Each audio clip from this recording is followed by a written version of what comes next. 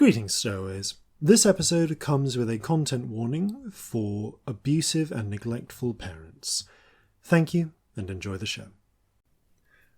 Greetings and salutations, and welcome to Flintlocks and Fireballs, where a handful of mad actors will attempt to survive the treacherous waters of Dungeons and Dragons. I am your host and Dungeon Master Jason Phelps, and I am joined, as ever, by Robbie, Return of the Phantoms, Bellekom. Sam, right. A New Revenge Awakens, Burns. And Ellie, The Clone Strikes Back, Bellekom. No, Sparrow. Fuck. I got my things wrong. Yes, we're married now. God, it's all blended together. Telling me? That's this week's news. Me and Robbie got married. Yes. Jenny will be quite surprised. Yes, as will you, As I we imagine, are, yeah. because we both managed to do it from our separate houses without our partners realising that we'd done it. It's proxy marriages. Yeah. It's very exciting. You were married in absentia, which is not somewhere in Austria. Yeah, we're expecting the baby very soon. Because that is what happens as soon as you are married. Yeah, that's Yes. how it works. I've been watching a lot of Bridgerton where they genuinely think that's how it works for a bit. So that's where my brain's at. They're like, how does a woman come to be with child? I thought you had to be married. Because no one tells them anything. It's terrible. It's episode 136. It's just kind of sounds like a nice number. Robbie and Sam It's actually a explained triangle why. number we found. Sam found it was a triangle number. Ooh. Yes. It is also Corzin's max hit points. Speaking of maximum hit points, there's no good segue for this, but I can't think of anything to follow that up with. So I'm going to Think of how much the future could damage us. taking a Oh, desperate God. refuge in the future in temporal asynchronicity by demanding future us what messages from the present. It's me, Max Hit Points, with messages from the present. That's right, I'm a real and persistent character, and not something that was invented just for this one messages from the present. Unless I was. Oh God. Do I exist? Will I exist? When this is done? Well, what is going to happen to me? This episode of Flintlocks and Fireballs is brought to you by you. As ever, a massive thanks to our crew members on the Flintlocks Patreon, who help keep this ship sailing. There's a wealth of extra content and bonus features for patrons, including regular blog posts, extra stories narrated by the cast, artwork, and a monthly poll for the community to help design an element to go into the game. This week, the patrons are voting on a creature. You can check it out at patreon.com/Flintlocks and Fireballs. Link in the description. This isn't a real American accent. Where the hell am I from? What's going on? Where is this? Why can't I see the walls? We're an affiliate of Zavvi, fine producers of nerdy garments and handy household items. Remember, you can click through the affiliate link in the description and use code FLINTLOCKS20 to take 20% off clothing and FLINTLOCKS10 to take 10% off not clothing. Are you real? Is any of this real? Once again, we are involved with the online group heist game Agent Venture, the most fun you can have on a Zoom call while keeping your shirt on. Pull off a heist, infiltrate a base, and save the world with only a laptop, an internet connection, and your socially distant friends. Check out the link in the description. And that's it for announcements this time. Wait, does that mean that's it for me? Tell my mother I love her. Wait, I don't have a mother. I didn't exist before this. Back to you, pasture. Beware of the blob. It recently. Suddenly downs and glides and slides across the floor. I can't remember the lyrics in the same way that Sam clearly can. Beware of the blob. There you go. We watched The Blob a couple of days ago. Surprisingly good movie. It was actually really good. Yeah, I Steve enjoyed McQueen's it. first role. Really? Don't get me Is that his wrong. first? Yeah. Yeah, don't get me wrong, it was made in the 50s. Yes, it is. There's Yeah. that Very one 50s. reference to, I heard there were some unprotected women on the balcony. It's like, oh my God. Oh, wow. Stop. Oh God. But otherwise, it's a great movie. Yeah.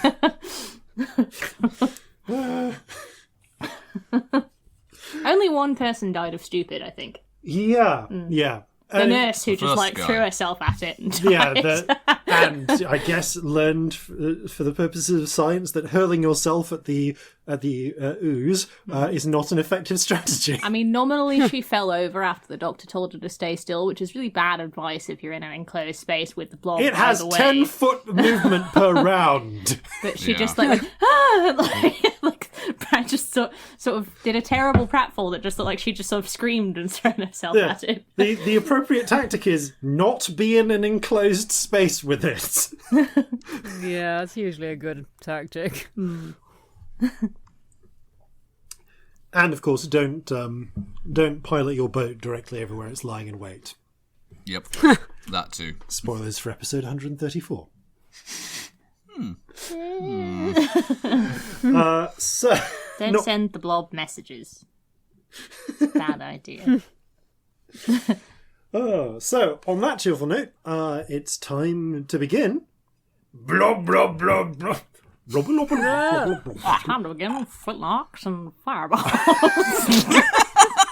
That's how they talk in the blob. Yeah, Everything's Yeah. like this. I was going to do it in Blobby, in Mr. Blobby style. But yeah, Flintlocks and Fireballs. Our land stands on the sabre's edge. Our cities are a powder keg. Brother chains, brother, no one's free. A life on land is short, you'll see. So gather your muskets, gather your spears, we'll plunder the shores of Calcinea. No kraken, storm or spell we fear, so come and sail with us, my dear. Previously on Flintlocks and Fireballs. The party have just celebrated Corzin's 60th birthday. The previous day they did. Then, in the middle of the night, following they went and retrieved a shipment of arms, ferrying them through the unexpectedly dangerous Nightmare Woods outside of Newmark, and also bringing to the city the bell founder, as it turns out, Lady Grace, who has asked them to accompany her on behalf of the bell founders in the city and the city council to the town of Beer Barrel, about 80 miles to the north, where there is located the 5 Points Manufacturing Company, which has been a shadow on the horizon up until this point. Before going, the party did some date scouting. Decided to tried out a variety of foods in a variety of cafes, and ensured that little Corzin was safely back with the Gramanis. It is sundown, I believe. It's about 6 o'clock on the 16th, of Falling Leaves, 1797. 1798, sorry. 1797 was a year ago. Are there any final preparations you wish to do before you meet up with Lady Grace and prepare to make your way out of town, which is going to... And I'd also like to know what your plan is for making your way out of town, given that the both of the banks of the river are presently held by all Syrian forces. Oh no. Yay. It is entirely I will accept just ride like the Dickens, but I want to know what your plan is. Ooh, we should have a plan. We should Yeah. have a plan. We don't have a plan. I've got quite a lot of spells left. Illusions can happen if we need them. How long is it going to take us to get there if we're riding? I've already forgotten. By Phantom Horse or by Kerberos, 8 hours of riding. A voice in my head assures me it's about 8 hours of riding. Also, you have literally ridden that distance on Kerberos before, so you know. Yeah.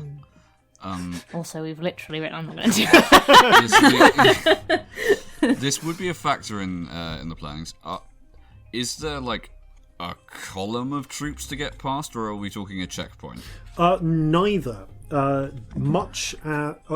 Provided you do not you don't swing by the fort or the currently abandoned camp filled with ants. Which actually is a valid option because the camp full of ants is not patrolled at all right now. Although it is currently fenced off, and you can see spots where it has been where they've created a sort of fire break of burning things around it. It's essentially much like your midnight mission the other night. Patrols with cavalry squads keeping an eye out for intruders and then calling for reinforcements. Okay. Alright, so if we can move quietly, we may be able to slip past these. Are we going to lose a huge amount of time if we maybe don't get the horses until slightly further out and do a bit of stealthing? Well, we'll pile on the back of Kerberos. Kerberos is not stealthy. Kerberos is the least stealthy. Yes. However, if we're going at night, he's harder to spot. Is he? He's massive. He is a large black dog, but he is also still a massive dog. So, like, you do have an advantage by virtue of it being night. In fact, it's time to roll the weather. This may also prove decisive. Okay. Okay. It is a muggy night. It's really warmed up from the previous night, and with a fairly steady wind. It's not raining, but there is quite a bit of cloud over in the sky, so you don't have the bright light that you did from the previous night's full moon. It is once again full moon. We're on the second night of full moon, in fact. So yes, it is dark enough, thanks to the cloud cover, that you do have advantage on stealth checks, provided you do not move at your full pace. Well, Corzin can move at his full pace, actually, because Ranger. Yeah. I mean, as far as I understand it, the loss of an hour or two isn't going to make an enormous difference to this mission, is it? Probably not in the grand scheme of things. Your choice will essentially come down to, it's 8 hours of journey on Kerberos. Mm-hmm. If you basically take an additional hour, potentially, 2 additional hours if you're moving at half speed on foot, to get beyond all of the checkpoints first, then you will either need to... You'll essentially hit your riding limit, and you're going to need to either make some constitution checks to avoid getting exhaustion from forced marching yourself, or you're going to need to basically stop for a rest about 20 miles or so outside of Beer Barrel. Mm-hmm. Okay. What do you reckon?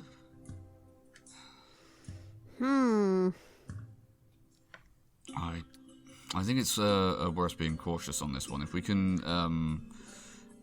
move quietly out of here, then...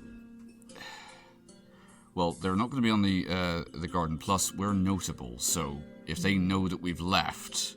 That's a problem. Yeah. That's the time to do things. It is also... It's worth noting that we don't have that many days, and we can't really afford to spend the time doing an extra rest. No. If we get exhausted. But if they know we've left, that makes it look like our side an easier target. It does. Maybe it's worth the time. Yeah, so it's going to take 3 or 4 days, and the battle is in 6, so...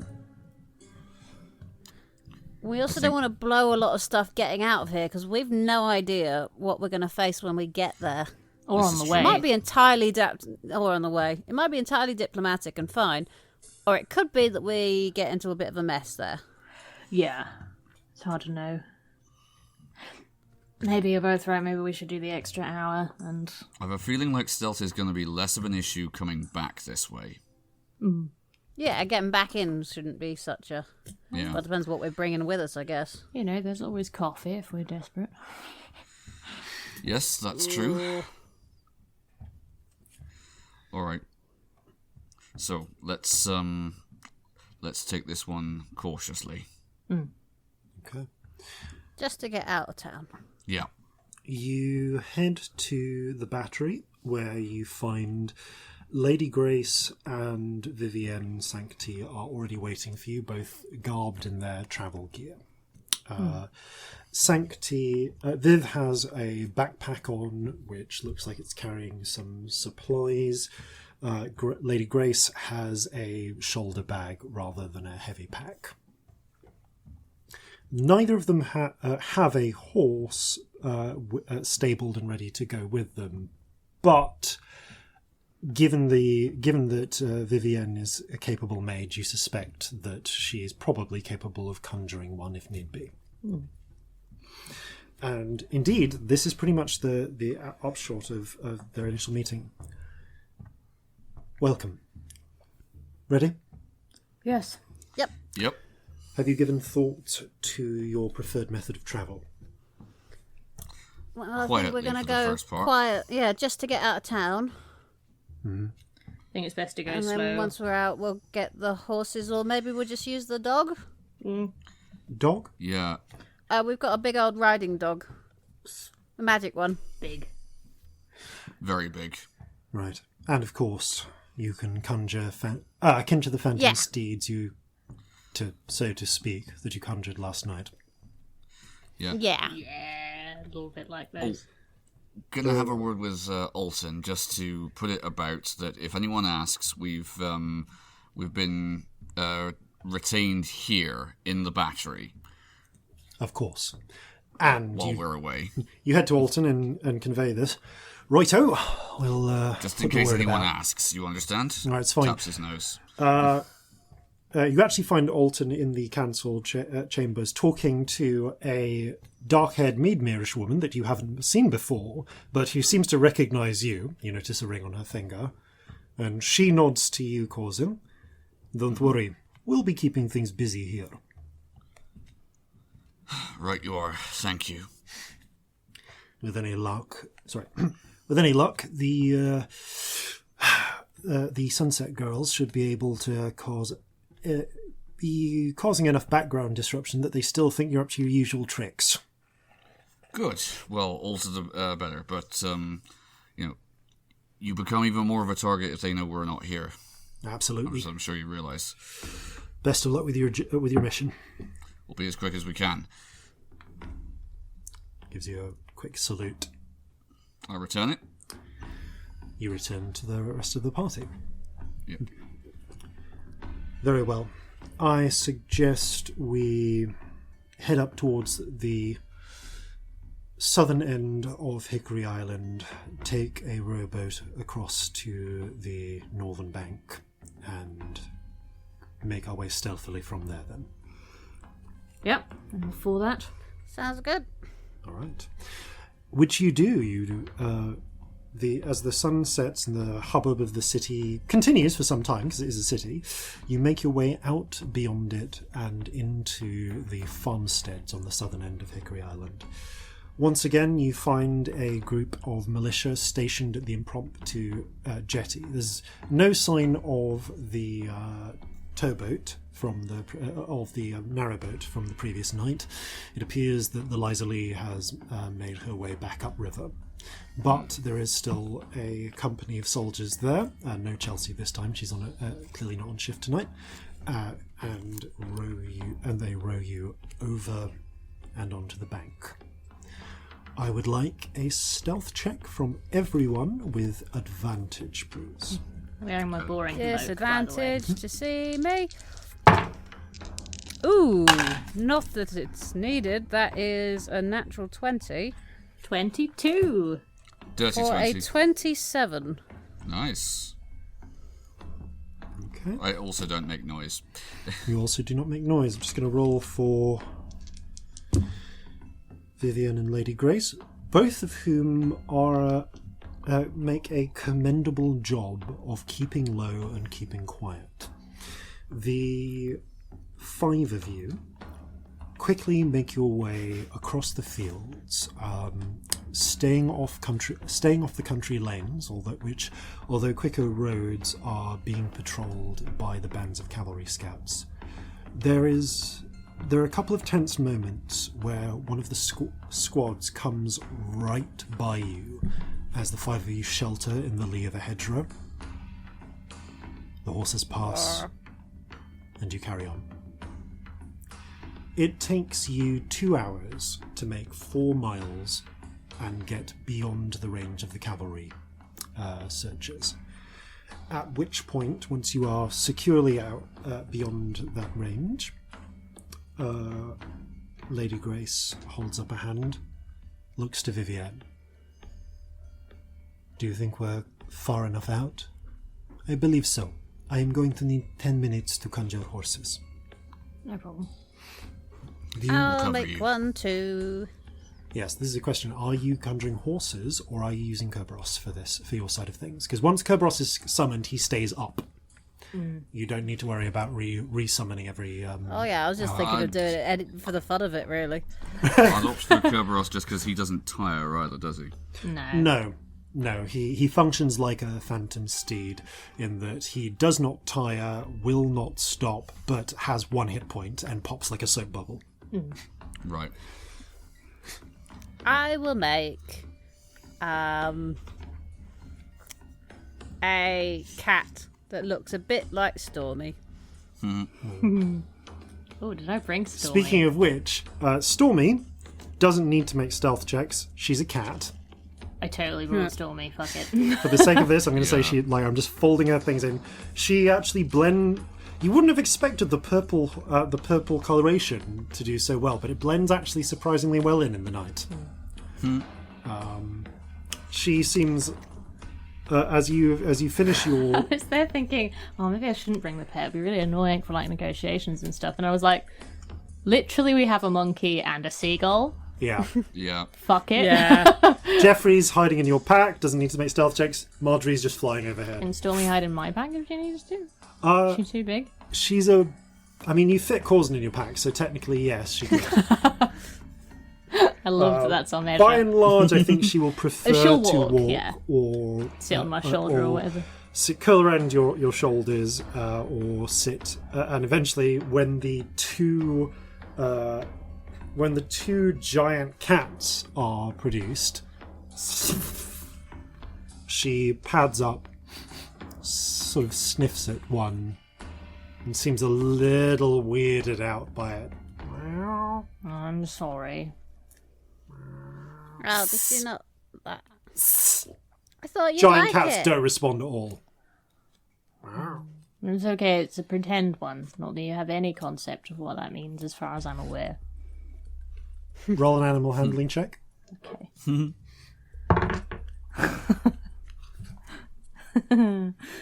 4. Stormy, just starts going... Oh no, I'm sorry. I'm going to say at this point she just reflexively lashes with a couple of little bolts of lightning from her star marks. I'm resistant. Oh no, not to you. Oh, to the cat. She pops one of the 2 cats. She hits one of the 2 cats and just pops like a soap bottle. Stormy. They got round to doing one already. Dear. At this point, Viv finishes hers, and 2 horses appear, ordinary-looking, just mares. And you see Lady Grace pinch the bridge of her nose for a moment. Viv, I'll ride with you for the next hour. She gestures to the other horse. Sorry. Get over here. Pick the cat There's up. plenty of space on, and Corzin will pat the back of Kerberos. Are you summoning Kerberos as well? I think the plan was yes. 1 horse and a Kerberos, just because Scamp wanted to join in with the magic. That's the impression Yeah. that I got. Okay, fair enough. Yeah. So So I think we have no horse and okay, you have Kerberos now. no cat, 2 horses, but which I guess since as you finish this, Corzin, you tap Kerberos's collar and billowing out, forming into existence, is this gigantic fucking dog. I'm holding the cat. Like a beefed up cross between a Rottweiler and a pit bull. Yeah. Oh. A good boy. Okay, well. Corzin's going to climb up. You all clamber onto the back of the giant dog. Mm-hmm. Viv and Lady Grace saddle up their horses, and with a breath, you all begin bounding at speed over the hills and lanes. Bugatti!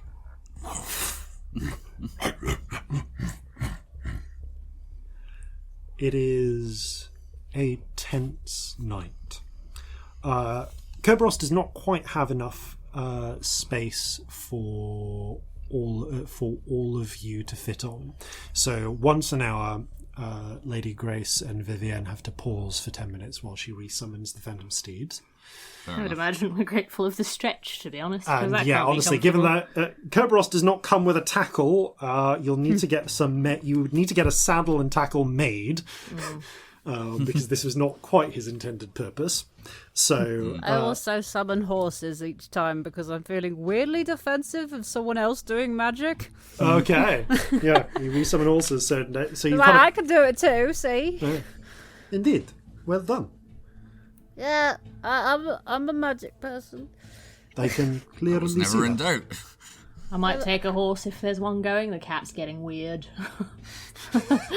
Oh, yeah, I didn't think cats and dogs... Oh. Nah, that's alright. I've just been holding on to her. She's got over Hair it. on but- hair was stood on end for a while, and she's not terribly comfortable. She seems sated by winning her dominance contest with the fake cat, and is less worried by the fake horse when she gets onto one. It is a long night of hard riding, with little opportunities, with only scant opportunities for rest, and it is hard riding. Although the horses and Kerberos do not tire because they're not flesh and blood, you do. After 6 hours of this, you reach a point where you kind of dismount as Vivienne kind of holds a halt in time for the horses to collapse into just plains of light. The pair of the elf and the half elf both do some just gentle stretches for a moment. Grace looks up. We've been going for about 8 hours now. Should we set up camp? Or do we want to press on? How long have we got left? About another 2 hours by horseback. We're around 20 miles from Beer Barrel at this point, according to the maps. Is What there a place time to would go it to be ground if once we we- get there? Ideally, How would we get there? we would get there around 4 in the morning. Okay, well, there's not going to be anyone wanting to talk to us at 4 in the morning. Very Most true. likely not. If we were to take some rest now, get a full night in, and then head out in the morning, we would arrive around noon. That might be better.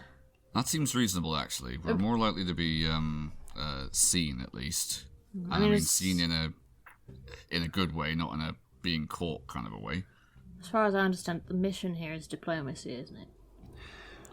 if we can. Indeed. So Daytime, turning up then. at 4 in the morning is not particularly diplomatic. No, and being discovered skulking around, scoping the place out at 4 in the morning doesn't look great either. Nah. Agreed. Let's set up camp. Commodore and Celestia, if I could Yes. ask your assistance in gathering a little firewood. Of course. No problem. Vivienne, would you and Scamp like to set up the dome, please? Sure. You take a little bit of time to gather to scour the area. By the way, you're kind of travelling not strictly along the coastline, but close enough to keep the sea in sight. Much of the ground around here is farmland or has been turned over to pasture in one way or another. Even though there are sparse areas in the middle of your trek, these lands are fairly settled. So the trees that are available are not thick forest, but there are small copses here and there. Nevertheless, there are opportunities to gather some wood. Scamp, Vivian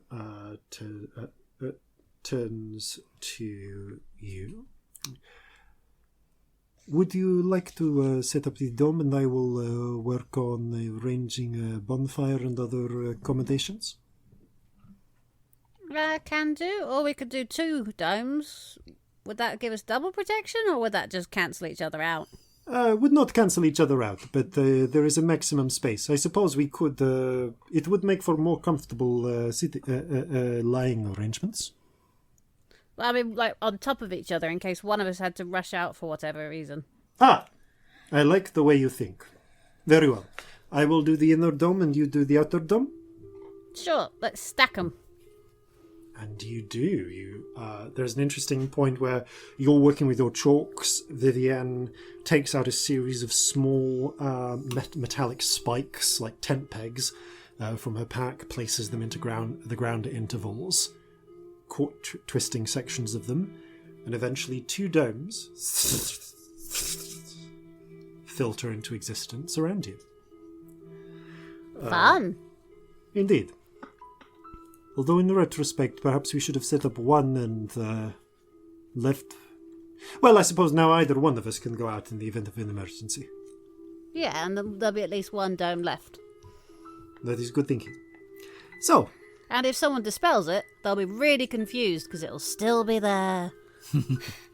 I like the way you think. Now, she begins setting up some stones from the side of the road into a simple kind of campfire ring. The others should be coming back any moment with some wood. While they are returning, I have to ask, how long? Huh? The magic for you, how long? Oh, I don't know. Calendars aren't my strong point. Well, I'm a prodigy? Of course. Um, But is this a thing you have had all your life, or did it come in at a certain age? Well, I don't think I don't know. I don't remember a lot of it. Why? Purely curious. I have never actually met someone like yourself. Well, that's fair. I don't know. I guess because the tieflings have a bit of magic anyway, so it's kind of hard to know. Ah, yes. Like the small spells that Drow are taught from a young age. That sort of thing. Yeah. Why are you asking? It is conversation and I am curious. I'm sorry, I'm super suspicious of everything. That is fair. It sounds as if you have led an interesting life. Nope, totally normal. Nothing unusual. She smiles, not unkindly, reaches into her pack. Would you care for some travel rations? I'm alright, I've got my own somewhere. If Jeffrey hasn't sat on them again. Jeffrey, did you sit on them again? Jeffrey holds up a broken series of flatbreads and... Oh, no. Oh, Jeffrey. It's alright, we'll eat these ones. Are you sure? He'll never learn to not eat them if he gets nice things when he ruins them. Well, it's a learning experience, Jeffrey. As you say. Forgive me, I suppose it is a intrusive question. I am used to spending most of my time around Lady Grace. She's very forthright. Yeah, that's fair. What about you? When did you learn magic-y stuff? Oh, well, I went to university I would have started around 28. But I did a certain amount of pre-education prior to that point. I stayed in that university for the first 3 years of my course, and then after the transfer, I completed my work elsewhere. That's fair. I've been to a few universities. It doesn't look all that much fun. It can be intense work, to be sure. There is a lot of self-directed learning. And truth be told, it is difficult for someone of elven heritage. Of course, do not allow me to be insensitive. I realize, apart from a recent occurrence I have read about in the newspapers of a tiefling in the army in Seoul, it is not easy for tieflings to gain access to a but is it not education. easy for elves? What's the problem with elves? It is not that it is not easy. Many elves, high elves, come from wealthy backgrounds and such, but a lot of people remember. A lot of people remember the Empire. You know, there is a reason that there are no elf prime ministers or monarchs or anything. We tend to be. We tend to be refused the top rank of promotions. Huh. Do you know much about Drow? I have only met a handful in my time. I have not been to the Underdark, but from what I understand, it is a It's rubbish. Wouldn't bother. barbaric sort of place. It's not nice. No, I grew up in between Tyre and Border myself. Huh. Have I ever been? I don't think I've been. You have not. It is a beautiful place, Tyre. Yes, there are mirrored rooftops in several of the districts, and when the sun hits just right.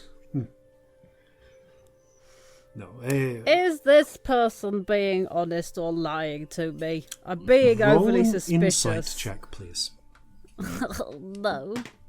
Oh, that's really good. 22. Your gut reading is that she is obviously interested you in about the sorcerer thing, but genuinely appears to be trying to make small talk, almost as a sort of cover or apology. You get the sense that she realizes she's crossed a line and is trying to make up for it. I just had too many people try to kidnap or poison me.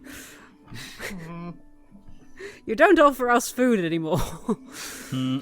Not if we've just met. Unless you're a restaurant and we're looking for a date. Speaking of which, she does actually start breaking off some of her drow rations and eating them as she talks.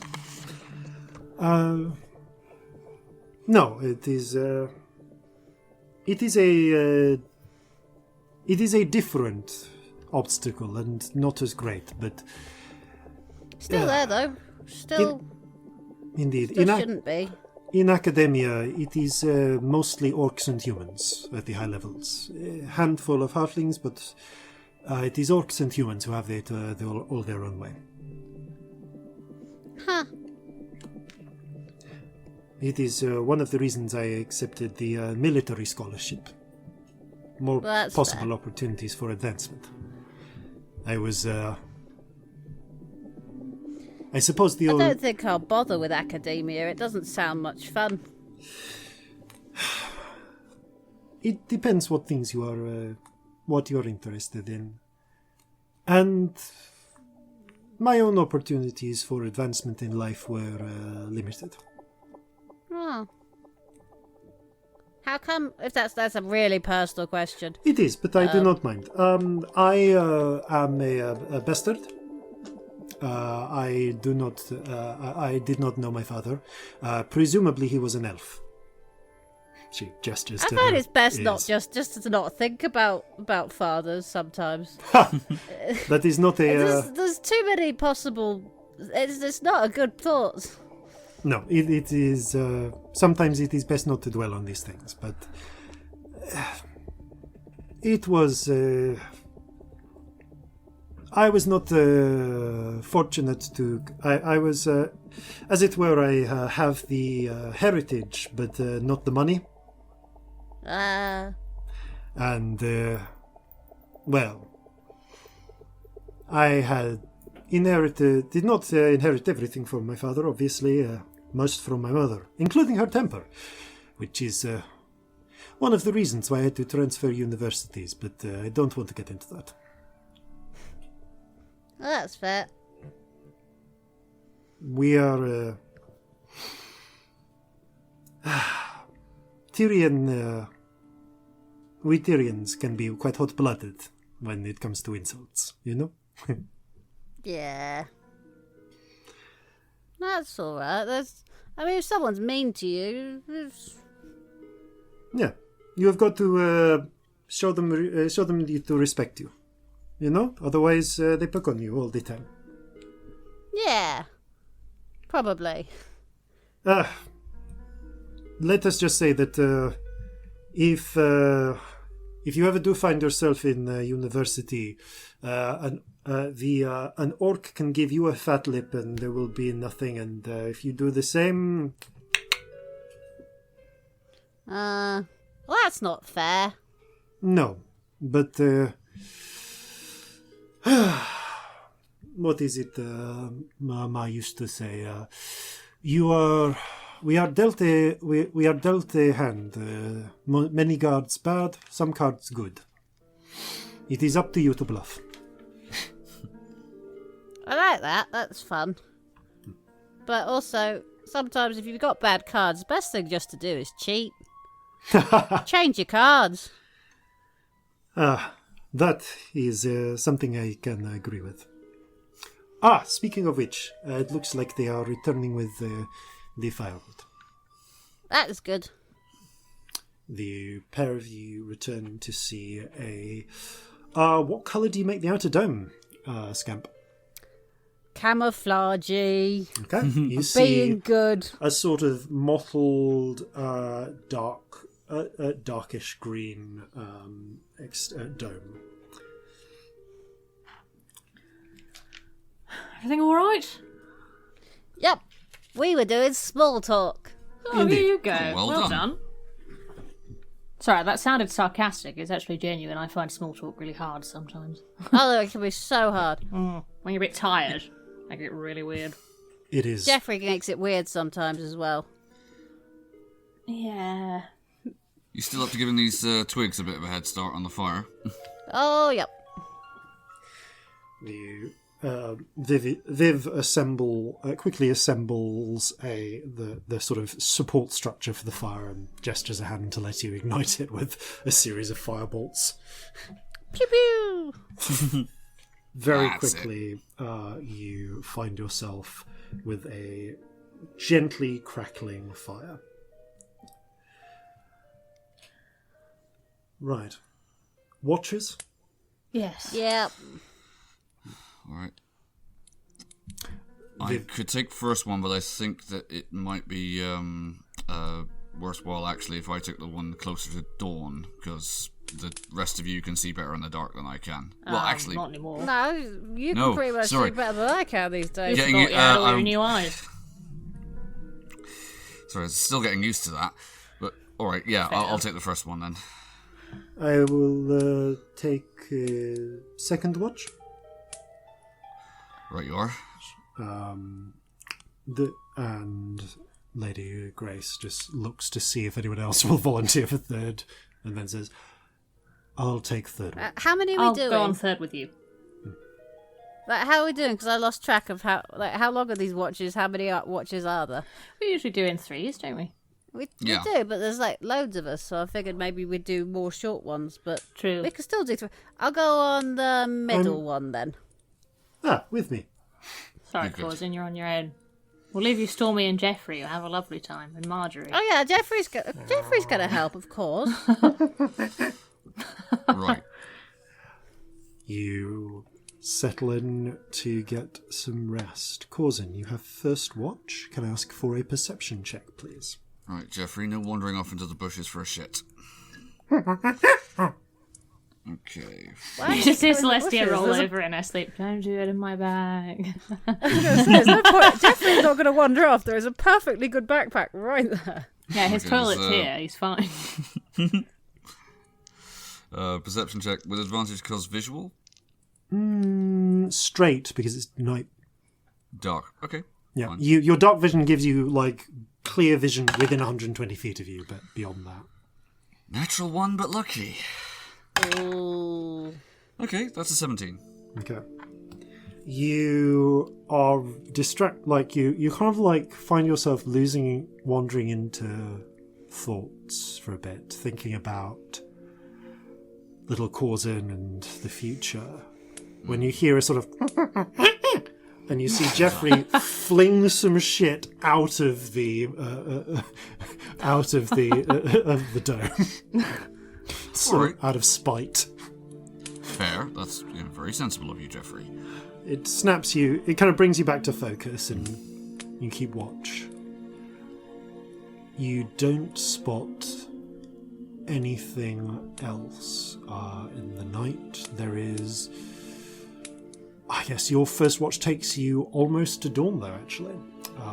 As you, actually no, you got 3 hours of, kind of like 2.5 hours of watch, so you're not quite at dawn yet. It is still dark when you rouse Viv and Scamp. Well, Thank you. No problem. Viv takes some sausages out from her bag and pack and starts cooking them on the little fire while keeping a watch. Scamp, can I have a perception check from you, please? Is Viv also doing one? Viv is also keeping an eye, yes.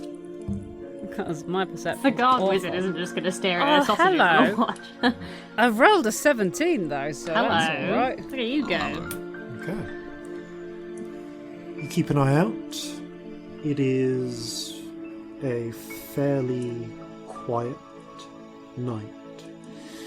The night turns into pre-dawn, and as you munch, you are offered a sausage. Viv is munching on them. You can see it's from the same link from the same link of sausages that she's been eating. Up to you if you want one. yeah. And there's being careful, and then there's sausages. You have some nice. You have some solid, some quite juicy, well cooked sausages. The grease is particularly pleasant. The pre-dawn light gives way to dawn. As the first ray of dawn strikes you,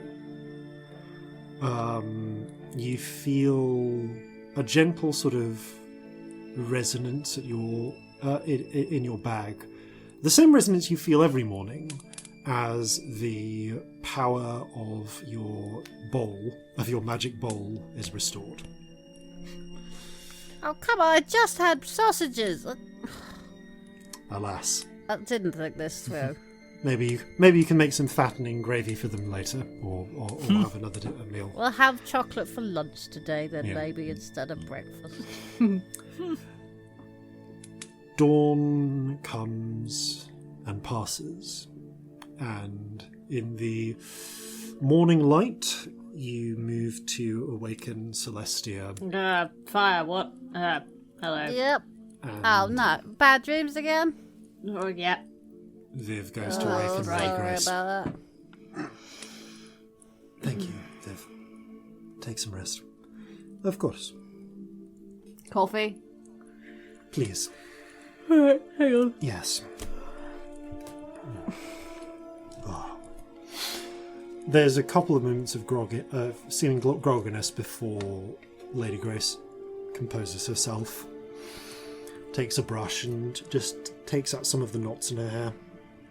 You're better in the morning than I am. Unfortunately, purely the result of experience. Had a lot of experience waking up at weird times. Hasn't got easy. Mind you, you're a lot older than me. During my youth, I had to wake up before dawn and go for cross-country runs. Army training? And duelist. Ah. It was the fashion for duels when I was back in my 70s. Well, really my 70s through to my mid-hundreds, actually. Ah. It's still in certain places. Oof. Tyre was an exciting time. Sounds interesting. I notice you wear a blade yourself. Yes. Don't use it very often, though. Don't really know why I carry it around, to be honest. No. I Well, suppose if I run out of spells, it's that sort of thing, really. a sidearm is always of use. Yeah. And, I do have training with it, as ever. Would you mind if I borrow it, actually, for 10 minutes? I usually use a stick for this, but there are some old sword drills I could use to loosen my muscles. Go for it. It's decent. You'll probably appreciate it more than I will these days.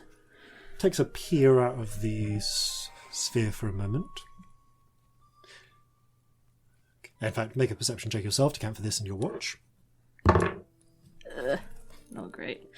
That's a 15 from me. You don't see anything obvious. We appear to be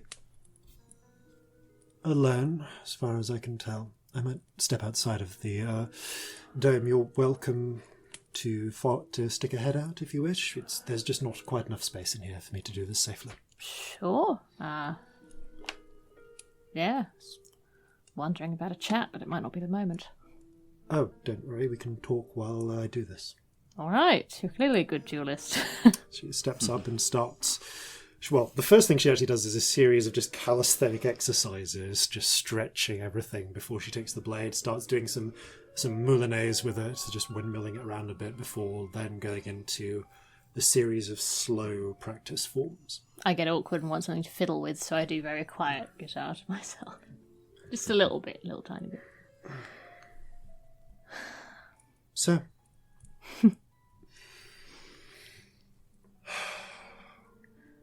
You said you were out of practice with this. Very. Well, I use it here and there, but it's not my weapon of choice these days. What is? Magic? Do you... Works better. Indeed. I do notice you're very comfortable with that most peculiar guitar. Yeah, that's a story. A long one. Another time, perhaps, unless you are in the mood. Another time for that one, I think. Of course. You're very comfortable with that. Thank you. There was a time when I was asked to teach, but... But you didn't? No. When was that? When I realised what I needed to do with my life. Oh. No, back in the day, I was part of the duelling circuit. Mm-hmm. And much rushing of blood, much glory, etc., etc. It's all very young. It's a young woman's game. But one gets older. One starts to see what's important. Do I look like a baby to you? You look young, but you are clearly capable. She kind of spins the blade around a little. While some degree of respect is automatic, there is a certain amount that is earned by what you do. and what your abilities are, and your actions have proven your abilities, regardless of your years. Also, do not forget that when it comes to it, you are the one who must judge yourself and determine whether you are worthy of respect. Yeah, I suppose you're right. Some of these lessons took me longer to learn than I would like to admit. I feel like that's one of those ones. You know when you know something?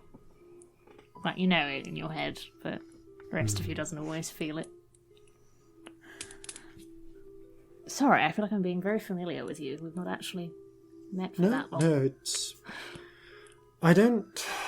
You seemed quite upfront. Thank you. I don't get to speak with a lot of other elves who are not what I would call work. Me neither, actually.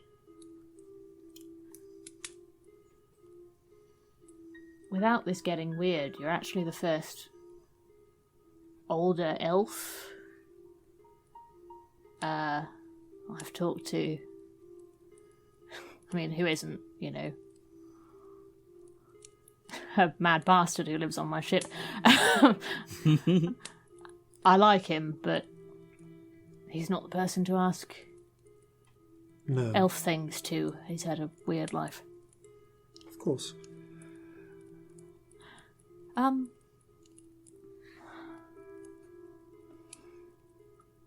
You mentioned this on that barge. Yes. Wondered if we might talk about it. She finishes her exercise and hands the blade back to you, hilt first. Thank you. I obviously just put it in my holster and don't do anything with it.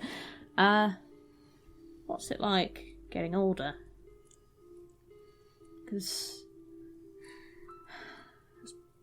I was brought up to be hundreds of years old, and I was brought up by people who didn't respect people who live for less time, but I still can't actually imagine it. Of course, you were brought up, did you say Ariadne? Yeah, the two, to be precise. Under Jova, that would make sense. Yes. Well, Where I got out. It is very much the culture of the Underdark to preserve a certain status quo. And those who might say otherwise would be censured, let us say. It was also the attitude of Tyre of old, and though they are wise enough not to speak of it in public, more than a few elves. High elves, she gestures to herself. Huh. Didn't know that was still around in High Elves. We lost our empire because we didn't learn when to shut up about certain ideas. Or the folly of them. The Drow only haven't lost their empire because, the guns aren't big enough yet. They will. Oh, yeah. The Drow will be exterminated if they do not change. They won't. Then let us hope, for the sake of your people, that your idea to convert the Ebon Guard is successful. For if all goes poorly for the Ariadnean Empire, they may be the lost Drow. Is it bad that I think that would seem fitting? The ones that the people higher up tried to break? I don't know, but it is what you feel. And I do also think that mine will survive because they're already making plans by the looks of things. I don't think all the Drow are, though. the Drow society is blind. It turned in on itself, and it will be its undoing. I caution that wishing the non-existence of a people is rarely a good choice. Really. There are few giants left, and the world is poorer for it. Though they were tyrants in their own way. I struggle to see how the world would be poorer without the Drow Society. Then let us hope we can break the society. But a people are not their society. Culture is not race. True. There are certain values which are encouraged and strengthened down there. However, to answer your original question, there have been different approaches. One route is the approach taken down below, to stick to your own kind, to not mix with the shorter-lived peoples. Only elves and dwarves, and, well, that would be about it. However... Do you think they're protecting themselves from pain? Yes. Interesting. I've never thought of it like that. I have had few true friends in my life, and few of them of similar lifespan. It's hard to be friends with those you have contempt for, but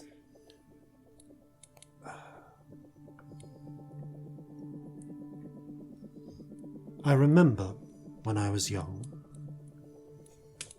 treasuring those that I had. One after another was lost to me. By treachery or time. Some were betrayed. Some betrayed me.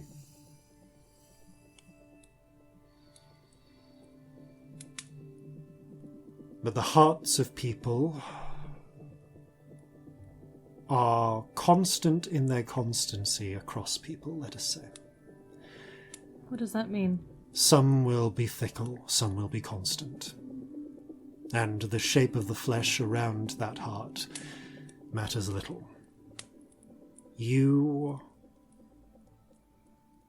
There's a strange look to her eyes for a moment. I confess, I am envious of you. Why? To have found two such friends at your age. Were you lonely at my age? She smiles. You don't have to answer. I realise that's personal. It is. I was raised in loneliness. Perhaps of a different kind to you. With excess. With wealth. And, strangely, amidst all of that, I had to learn to fend for myself. No, it sounds exactly the same, actually. My parents were blind in the manner that elves are. They cared for their wealth and comfort, for trinkets and indulgences. Maybe a little different then. Yes. I spent so long at home. How long? I was older than you when I left. Really left. Did the tour, wanted to see the world. Sorry, I'm laughing because I suppose I'm doing the tour. But not in a way that would have been approved of. I doubt In fact, I know for certain that my family would not have approved of my tour. I mixed with the lesser races. Ugh. I mixed with the short-lived people. And the long. Grew to know the dwarves of the surface. She gestures. I imagine they are different to the dwarves down below. Or perhaps much the same. It is said that they are creatures of both worlds. I didn't meet a huge amount down below. No. Well, again... The ones people are people. Ones I've met here are people. Indeed. Dwarven culture is distinct. And it plays well into the isolationism that I understand you get down below. Yeah. So it is not surprising that you might only have met dwarves on matters of business. Basically, they were traders. That's how I knew them, and it's not like I was really allowed to talk to traders that much.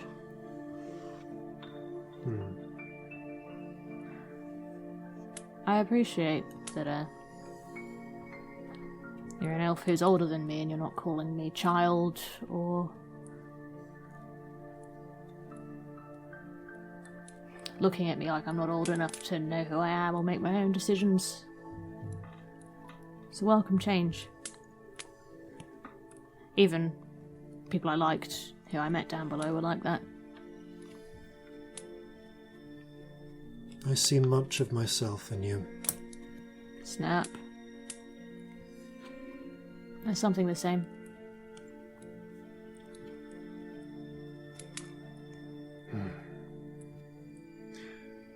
Also, there's something shit about growing up with this group of people who are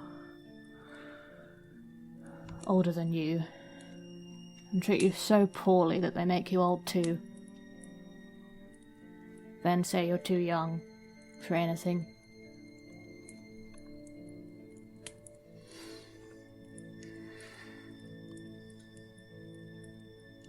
I dearly wish that your parents had known how to raise you better than mine did. Ah, shit. You seem to have done well for yourself, but I wish you had not had to learn the way I did. Does it get better? Yes. Really? You have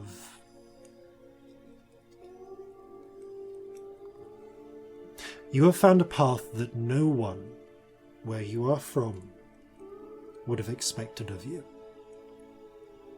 You have seen a way to do something important. It is not the way that was prescribed to you. You have risen above that.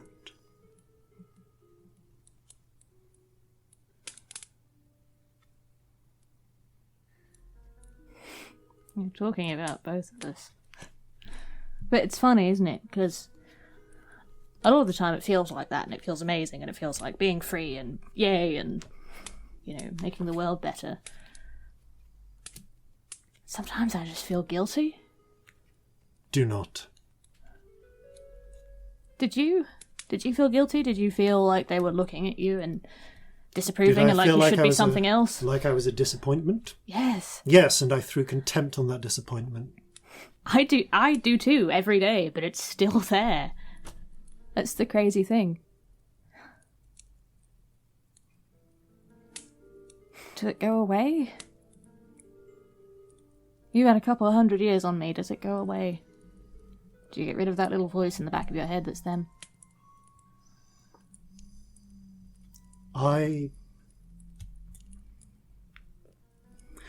I take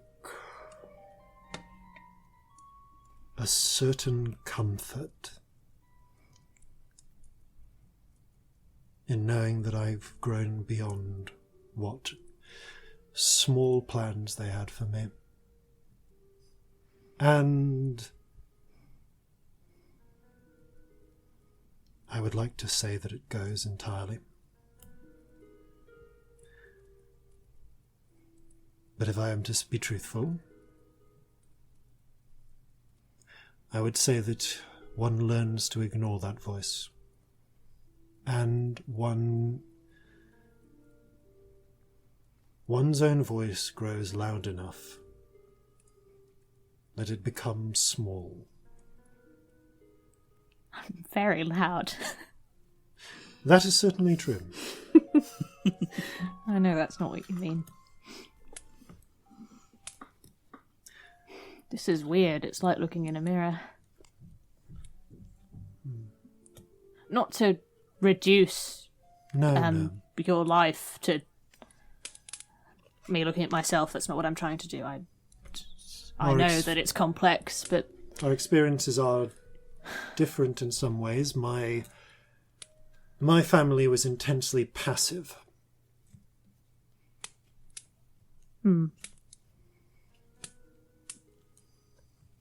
Mine pretended to be, but they were there with puppet strings. Spider webs. Yours did not know how to raise you.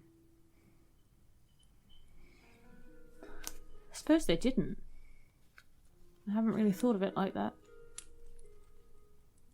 You know, it's funny, I've thought of them as monstrous and evil and power-hungry and abusive and all those things. I haven't actually thought of them as incompetent. But they were, weren't they? They shouldn't have had children.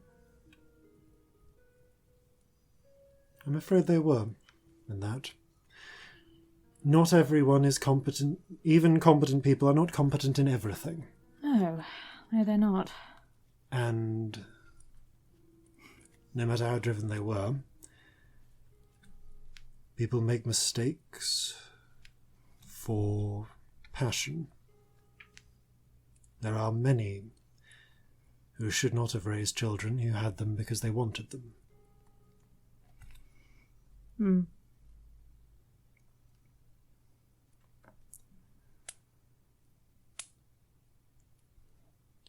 I think we served a function.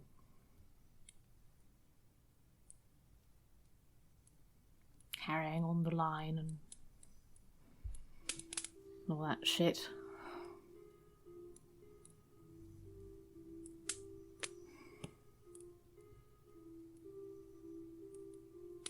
Well, Your parents still around? she shakes her head, takes a small handkerchief and unexpectedly dabs one eye a little. I'm sorry. No, I not didn't- about them, goodness knows. No, they went on to the Regent. Ugh. Indeed. Centuries ago. Good riddance? They died as they lived, comfortably, and with little regard to the future.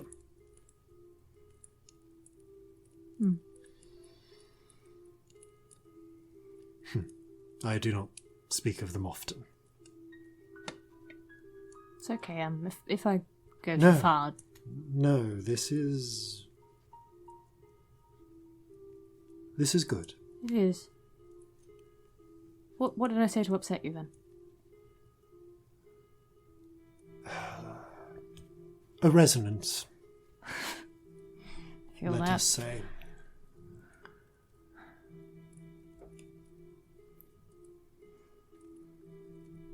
I suppose it is the case, or so I have tried to tell myself, that perhaps if I had had competent parents I might not have set out on this path, but in truth I do not know. I think that is perhaps just a comfort I tell myself. I don't necessarily like that. That It means is. you're what they made you. I Which am is what the I sort of- made myself in spite of them. Fuck yeah. The other narrative is the sort my mother would like. I made you who you are through traumatizing you until you felt like shit. I can't be doing with it. No. I confess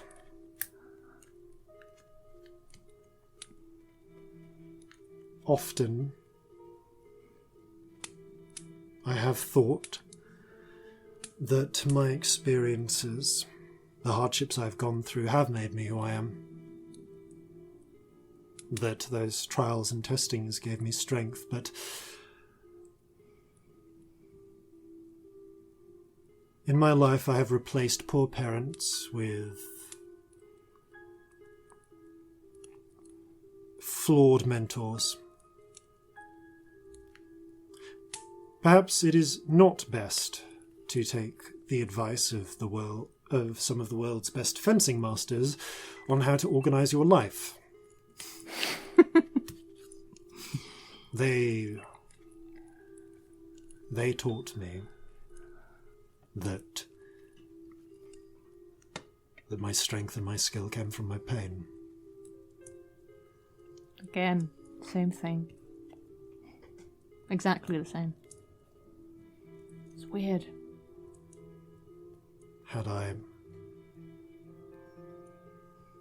And I think perhaps before, it is only now, upon reflection, I have not in truth thought on these things for many years.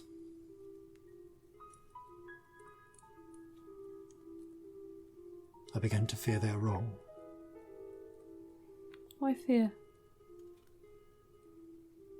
I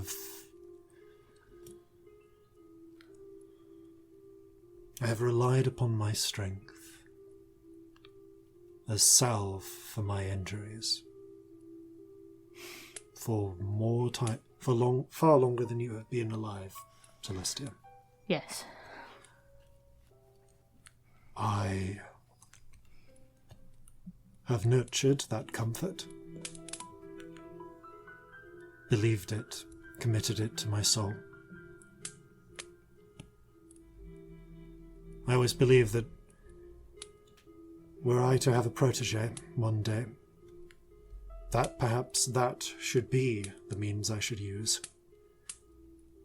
But now that I see you,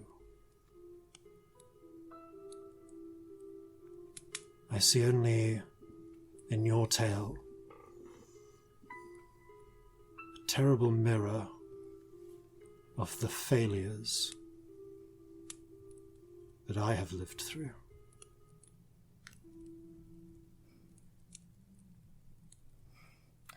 The strong survive isn't actually a good message.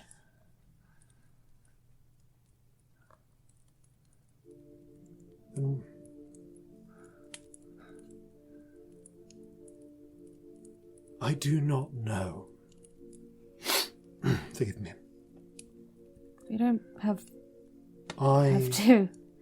There's no one up. It's just me. You don't have to She checks the sleeping forms for a moment. hold it all continues. in. It's alright. I'm not going to judge you.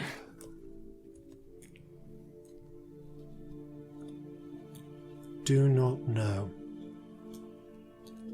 that I would have reached where I am without the life I have led. I have comforted myself with the idea that it was all somehow necessary, believed it was the only path.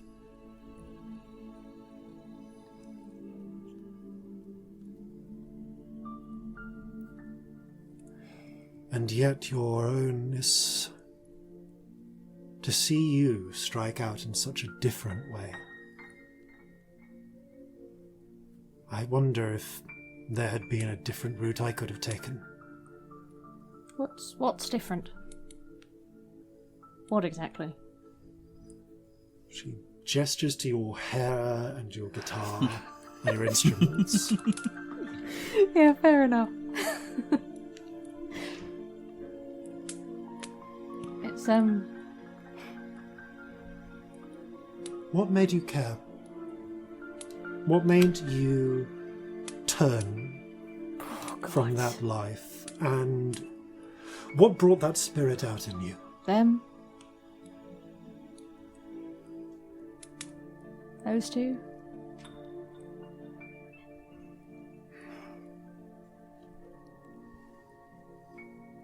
They held me accountable and asked me all the right painful questions, but also they just loved me.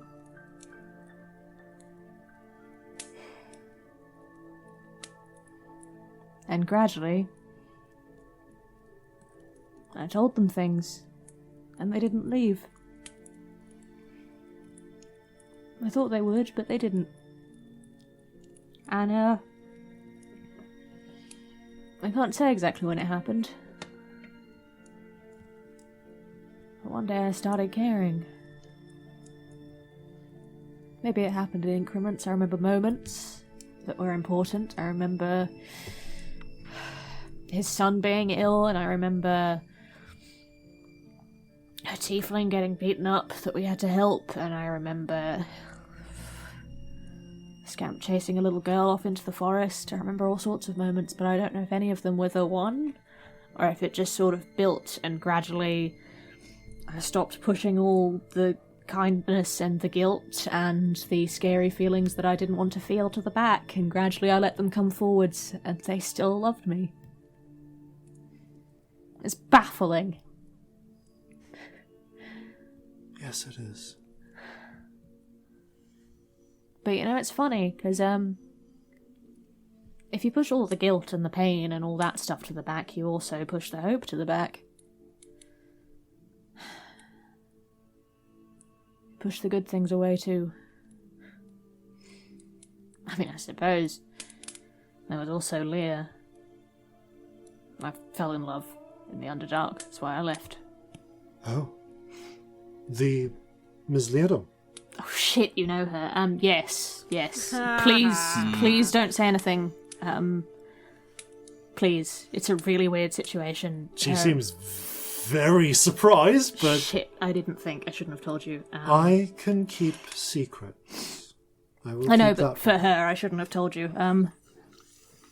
It will be as if I do not know. Thank you. That would be really helpful, actually. She started it, I would say. She told me that it was good to care. And then these two carried it on. She made me laugh, and that was sort of it. But,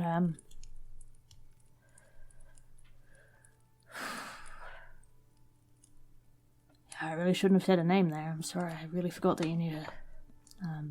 She gestures with a hand as if to brush that aside. Michael has no idea. I see. It was the right thing. But they even got me through losing her. And they're still here. And it's mad. I suppose if you don't have a family, finding one is quite something. I don't really know how I'm going to cope with living a lot longer than them, to be honest. When you said we should talk about it, I didn't want to. But you're right. If everything goes well and I don't die in whatever battle or on our mission or any of those things, I will do my happen. best to ensure you do not. Okay.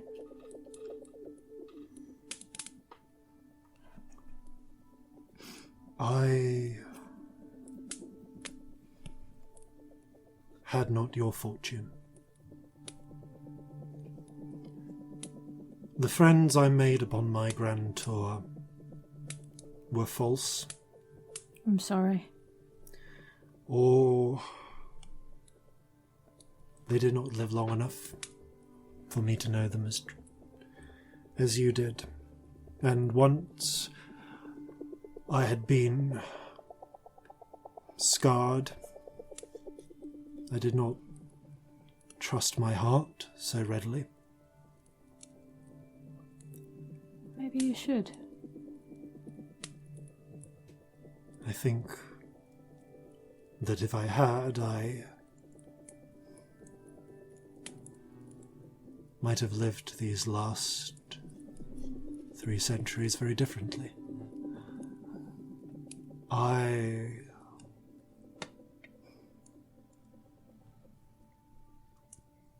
is a terrifying thing in the midst of your life, when it is near half-lived, to consider such matters. Or you could look at it like, look at all that time I've lived. I can do it again.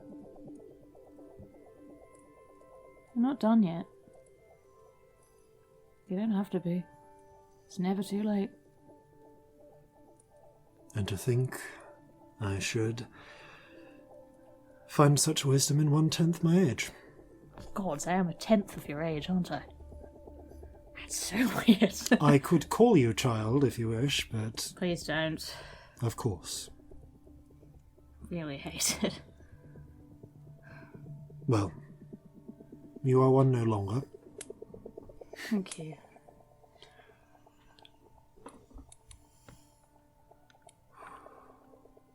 People call you child when they want to make decisions for you.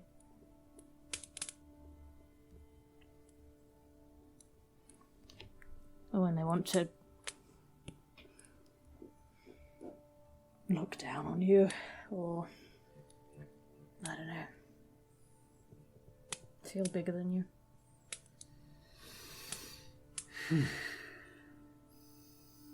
I'd like us to be friends. And that's not how that works.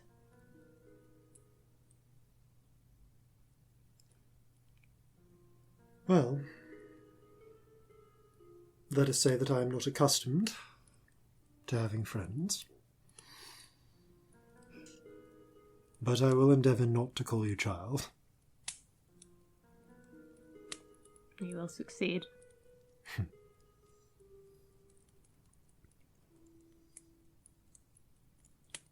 She seems to think for a moment. Nods. Actually asked you what I was going to ask you. Of course. I don't know if you'll have a good answer, but how do you cope with living longer than people? Grieve. And live the best life you can. I've grieved before.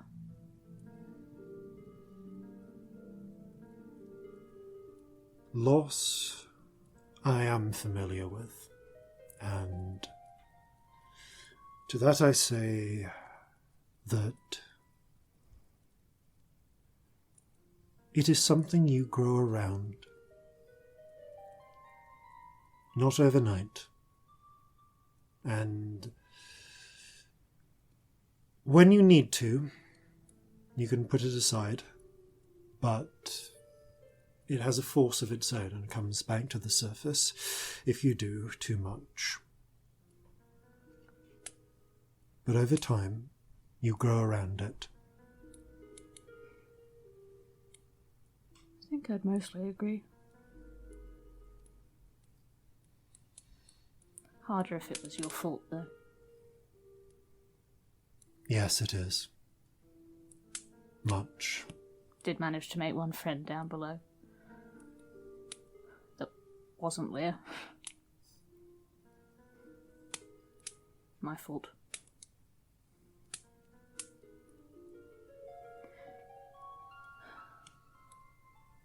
When we talk about the avant-garde, I'll tell you. Of course. I don't think today is that day. No. I think today maybe we just... I do not ask... No, you are right. Let us think What of were you that going to another say? time. It is to do with the avant-garde. I will ask it of you another time. I'm curious now. Let us imagine we are successful in suborning them. Imagine in time we would wish them to lay down their arms. But first there is a war to win. If we were successful, if need be, could you lead them as a figurehead if required? Oof. She fully recoils and fidgets. Fuck. I really hadn't considered that. You trained with them. They are involved with your family.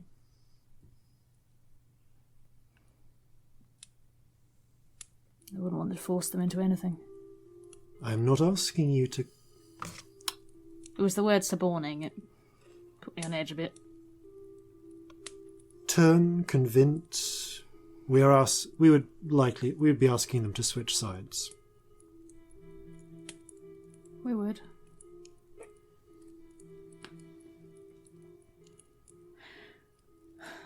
You do not need to answer me today.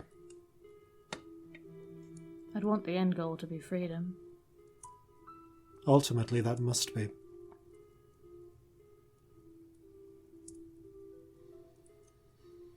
And I think...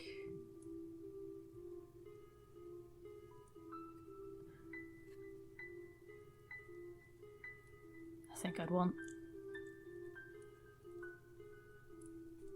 them to see it properly. How they were treated as something not okay. Probably be a level of deprogramming to do. Could you do that? Or could you oversee that? I don't know. Could you be the one to authorize it, I suppose, to be seen supporting such an action? Oh, God. One of their own. I hate... Sometimes having morals is awful because it has to be me, doesn't it? Unless you have other family members who would fit the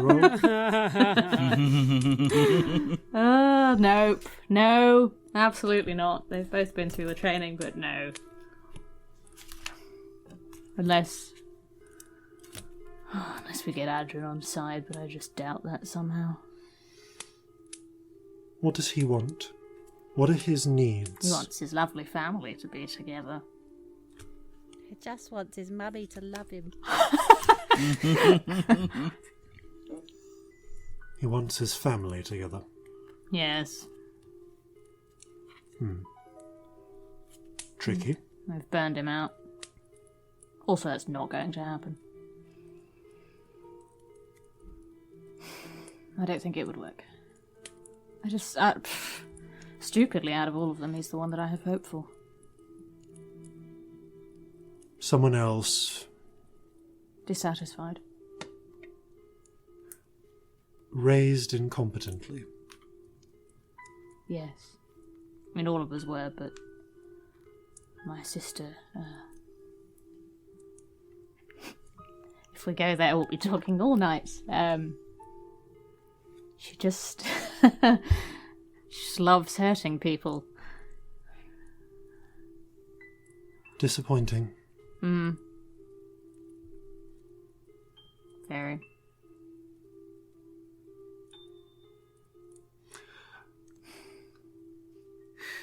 We should have a meeting about the Avantgarde. We should talk about it properly. Of course. Not today. It is a thing that occurred to me, and I would bring it up another It will time. give me time to digest that. It's probably good that you brought it up today. Of course. I'll think about it. I'm not necessarily answering it, if that's okay.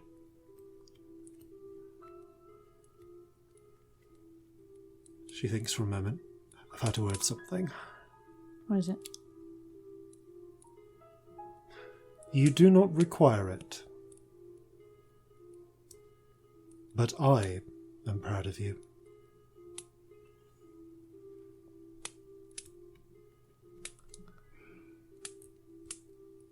Thank you.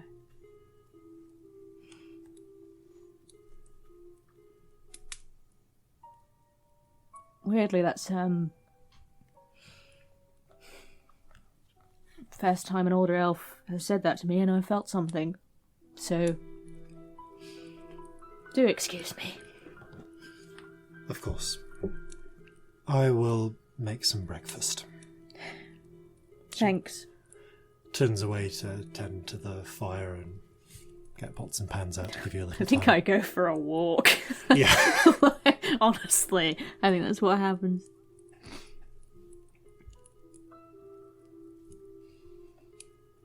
Eventually, the watch ends, and you prepare to ride the last 20 miles to Beer Barrel, which we will get to after these, no doubt important, messages. Beer, beer, beer, tiddly beer. Why don't you visit the historical town of Beer Barrel and see all the sights it has to offer? Not only is there a chance to sample some of Sunder's finest breweries, but also like, share and subscribe to Flintlocks and Fireballs. Check out all the things their Patreon has to offer. There's even a cheese board and the first pints on the house.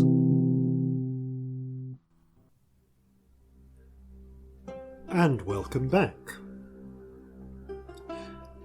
After Celestia returns from her walk, and you have a brief breakfast, you conjure up your horses, or giant cats, or giant dog.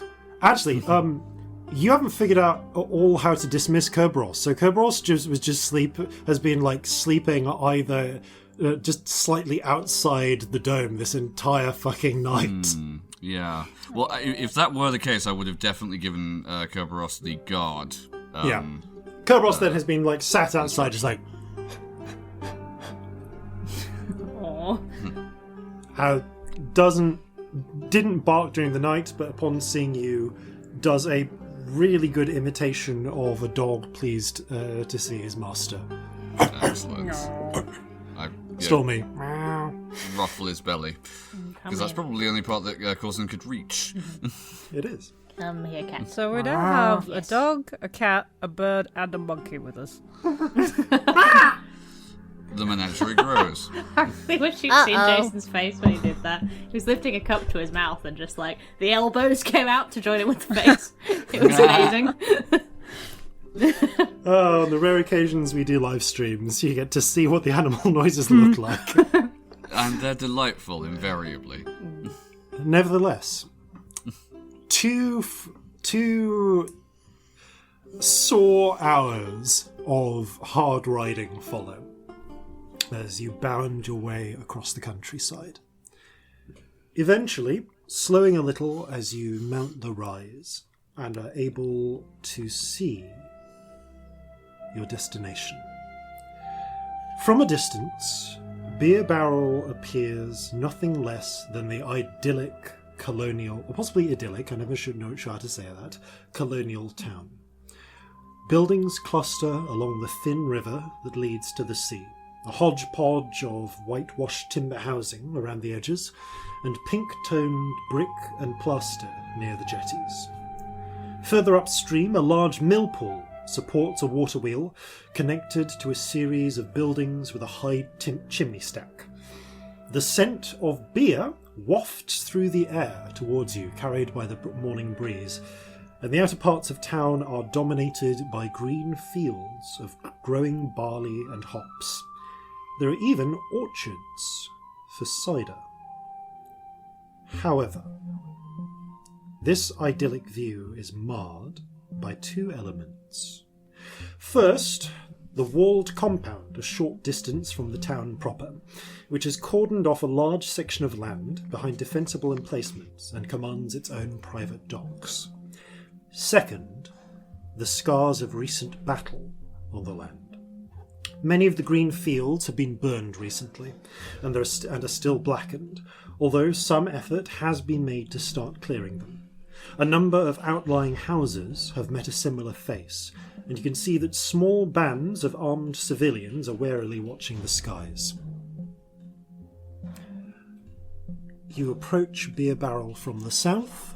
The compound is on the north side. You are free to do as you wish.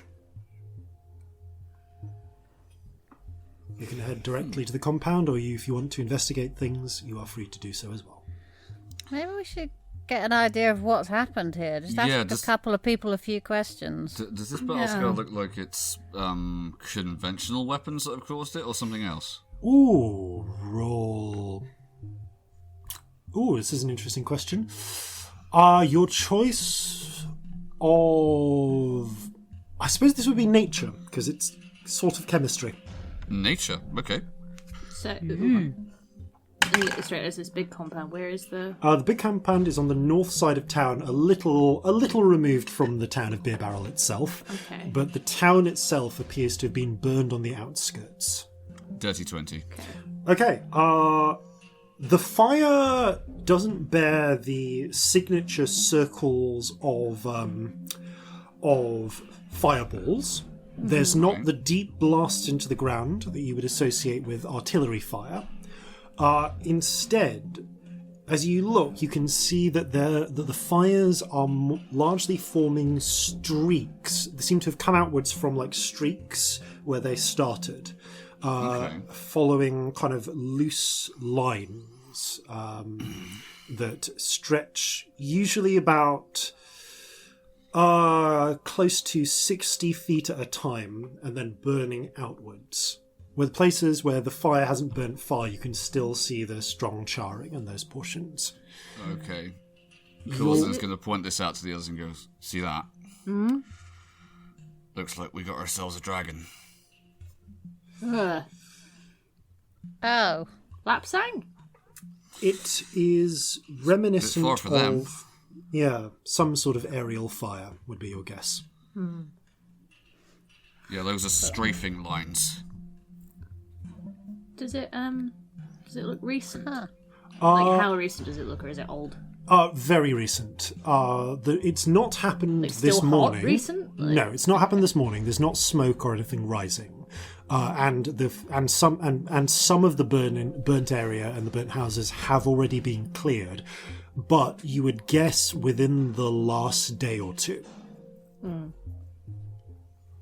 Like there's not been rain for a couple of days, and there's no sign of it having of any of this having been washed away at all. Okay. Yeah, I'm with you. I think we should have a look round before we go talking to people. Agreed. Get an idea of the lay of the land and... I don't know. Nothing too like skulky, but just have a little chat with the folks who live here. Yeah, maybe. I don't want to creep around. Okay. People, we're just arriving. We're meant to be here. Honestly, it's harder to creep around in daylight these days. So. You do have a distinctive outline. Yeah. Honestly, that's why you do should just go for it at this point. Fuck else are you supposed to do? You make a very good point. Shall we dismount and head in, or... Probably best we don't take Kerberos in there. That might cause a bit of a panic. Also, if anyone attacks, they'll pop like a soap bubble, so, you know. Speaking of which, how do you put him away? Corzin, was there a way? Now, this is a matter of interest because Oh dear. look. There are a number of different verbal phrases that I can use that I think I've worked out that can instruct him to do certain things. I think we've just usually told him to go off to one side and stay there. We haven't actually. Like every time we've had him out, like do you remember when we came back to Newmark first? We got shot at and he popped then.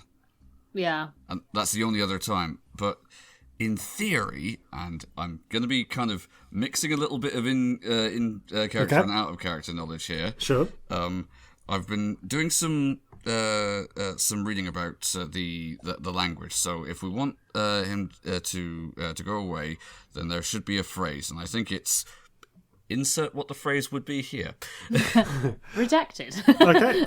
Tell me in your own words what you think the best command would be for this. Okay. And I'll say that you say this in Old Giant. Celestia has the thought for a second. Watch out for just telling him to go away, because what if he just keeps running and we never find him? No. There's a separate phrase for that. So no, that would be go. That's not what we want. What we want Starts is, bounding away. No. You call for him to come back. He bounds back. Yeah. touch his Right. nose. Huge, impressive imitation of slobber. It feels wet, but it doesn't leave any actual slobber on your arm. That's So there's a difference between come and go, but return. Okay. As you command return, the glyph on Kerberos's collar shimmers for a moment, and Kerberos collapses into a series of planes of light, like Marjorie being dismissed, and pull into the collar and then drop to the ground. He would have said that in Old Giant, by the way, Yeah. because that is a language that he has now. I've never thought of come and go as a combination being the word return, and that's really interesting. Huh. Quite like that. Anyway, well done. Okay, you've successfully unlocked the ability to dismiss Kerberos as a bonus action. Excellent. That will be so much more useful. If he has been deliberately dismissed, summoning Kerberos is an action and can be done at any time. If Rather broken, than having to wait an hour. yeah, if broken, basically a short rest needs to happen before he can resume. Right. Cool. Okay. Similarly, Vivian dismisses the two phantom horses that she and Lady Grace are riding. And the five of you... Can I ask a question? Yes. It's a really dumb question. So when Scamp dismisses phantom horses, they collapse into chalk dust. Yep. What do these ones do? They What's the break difference? into planes of golden light and then dismiss. They don't leave a residue of chalk the same way as Scamp does. Scamp is achieving Interesting. the same effect through different means. No, I was literally just mechanically curious what it looked like. Yeah.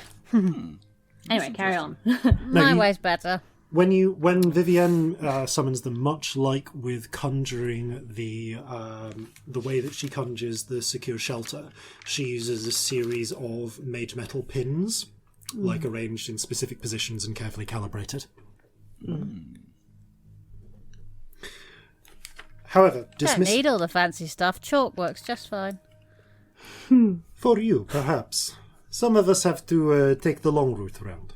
I do not envy you there, I confess. So, onward. Yes. Where in Let's town do you go want to be head friendly. towards? There's like the sort of area near the docks, which is more built up. There's obviously a series of breweries. There's a mill pond. There's the burnt outskirtsy bits. Is there an inn? There are indeed. You do see two inns attached to two of the larger breweries. And very quickly, because they're not far apart from each other, you're able to get a glimpse of both of them. There is the Bristling Boar. It's midday. It sounds like there's the midday crowd are in getting their ploughmen's lunches and such. You can hear sort of various loud chatter and conversation from there. And the other one is the Jugged Hare attached to the second second brewery, and it's there actually appears to be less people in there, but the sign is painted up fancier. The paintwork looks a bit fresher. As you go towards these two main sort of taverns and inns in the centre of town, and it looks like they are both tavern and inn, you do notice one of the patrolling groups kind of look your way and begin to make their way towards you. Because you've gone into the centre of town, I'm going to say that you see that they appear to be a group of local citizens with muskets, about 6 of them, and at their head, not wielding a musket, but clearly in charge, and seems to have been talking to them, is a dark-skinned human woman with braided black hair with blue beads in them, a baggy white shirt and a reddish waistcoat. She walks over and raises a hand. Well, hello there. Hello. Greetings. I mean you no offense, but do you mind if I ask your business here in town? Yes, we've got an audience to talk with someone at the compound, but we thought we might stop Oh, in and get right, to know with the place the- first. With them. Bit of lunch. No problem. Listen, you should forgive my manners. She extends a hand. Mayor Nieri Shabani. Oh, lovely to meet you. Celestia Stardust, nice to meet you. No, you've caught me in the Course. process of reviewing things from yesterday's attack. Please. Yeah, Yesterday. we saw the fire marks. What happened? It's the Chin. It's been a while since one of their raids has come this far deep into our lands, but they struck the outlying, some of the outlying farms yesterday, made off with cattle and supplies, and we believe some hostages as well. Unfortunate. We're doing our best to watch the skies, try and maintain vigilance, but it's rare that they strike the same place twice. And that's what... Nevertheless, we should keep our arms about us, keep traveling in pairs, until we can make sure things are secure. Alright? There's a nod from various people. It's those damn Yemasaw. The Griffin Riders. Oh, I think we've heard of them before. Yeah. Don't know a lot about them. They come in. Well, they're raiders. They hit a lot of the lands around these parts, usually closer to Aptek. But yeah, no, they've been a problem for decades now. They come in, they try and do damage, steal things. We do our best to fight them off, make sure no one gets seriously injured. But it's the Griffins. Unfortunately, it's not as if Orsyria provides us with squadrons of giant eagles to fight them off with, you know? Difficult situation. Why Indeed. do they raid? Well, she leans in close. Between you and me, for them, the old war never stopped. And there were treaties signed and everything. This hasn't... Once upon a time, this land was where they lived, but it's been decades and decades since then. People have lived... I don't think there's anyone short of, I don't know, maybe the old-timers like Barnier, who can still remember when it was really disputed, but... Is there any reason they're not welcome? The raiding. But when did that start? Like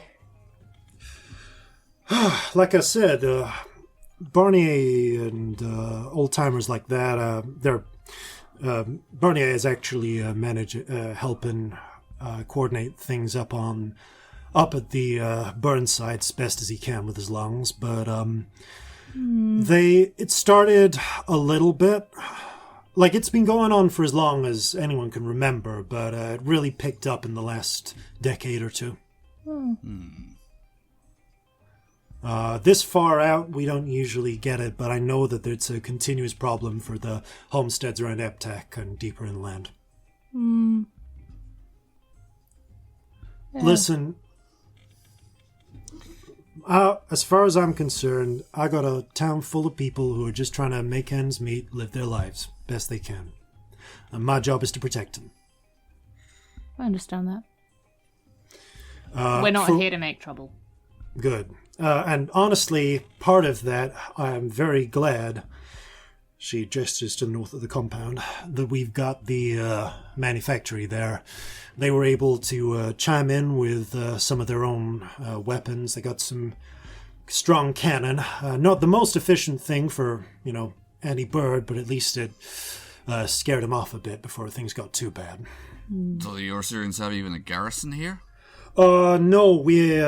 Frankly, apart from the quality of our beer, we ain't that important. biggest Beer's thing. quite important. Well, exactly. I think you don't know. We make the best beer in the anywhere in between Pohoy and Newmark. Well, we shall all have a beer while we're here. Oh, please I do. look forward to putting that to the test. What about the compound though? How does that relate? Well, they moved into town about 12 years back. Not long. Okay. And they mostly keep to themselves, but when there's trouble like this, they send out some of their soldiers to come help. They were a real help in trying to fight them off. So they moved in around about the same time the attacks started picking up again. Oh, no, probably attacks started, I'd say between 10 to 20 years ago, but I'd say the volume picked up. But yeah, I suppose not entirely dissimilar times. Did anything change? Well, we got a lot more custom into town. They're good customers. They buy a lot of our beer.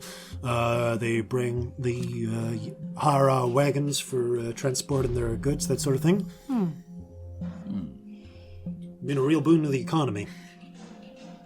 Good. So they've not been a bother? Well, they're real keen on private property. There's been a couple of times when, it's not happened much. She nods at the walls, which are quite hot, sort of like good 30-foot high walls. Not really an issue of people climbing over, but there has been times when, some of the local teenagers have tried to break in as a dare, and they've had to escort them all out. And of course the eggheads are always fun to have in town. What? Eggheads? Oh, these research tabs. Oh. I think they got like a library in there. They've always got scholars coming in and out. Oh, That so would they make all sense. happen to be bald, or what? Oh no, old stereotypes about bald and scholars.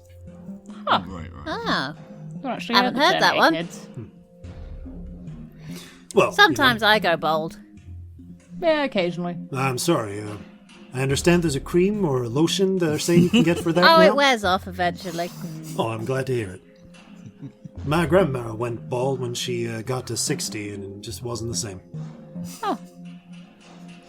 Well, sorry to hear that.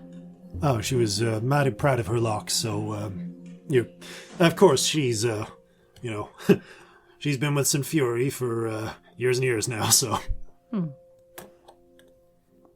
Is this whole town a St. Fury type town?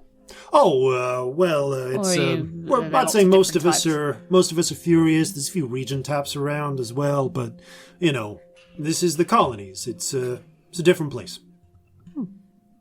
No, just curious. Like, we go to church on Saints' Day, that sort of thing. No, we've not been in Sunder that long, so asking all the stupid questions. Oh, no, of course. Well, I haven't seen, no offense, but I ain't seen a drow in some time, so. It's alright, I don't suppose you get a lot out here. No, one or two sometimes for the hunting trips and things like that, but they always Over the pass them tour, through. yeah. But most Brief of eye contact with Lady Grace and then look away. Lady Grace deliberately doesn't react to any of it, but just gives a small imperceptible nod. But no, you're absolutely welcome. If you're looking for a bit of privacy and some nice food, I might suggest the Jugged Hare. If you're more of a drinking, dancing, carousing type, it doesn't really start at the Bristol Boar until sundown, but it's a popular sort of place.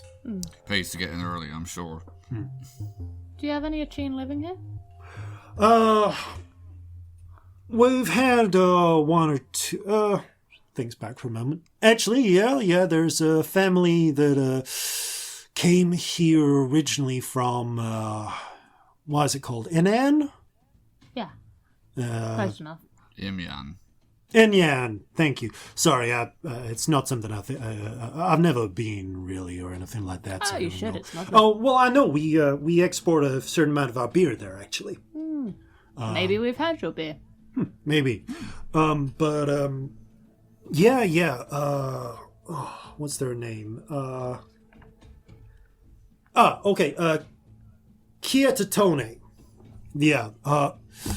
Damn. Actually, yeah, they'd be out in the burn area. I don't know if their hut got hit or not, but they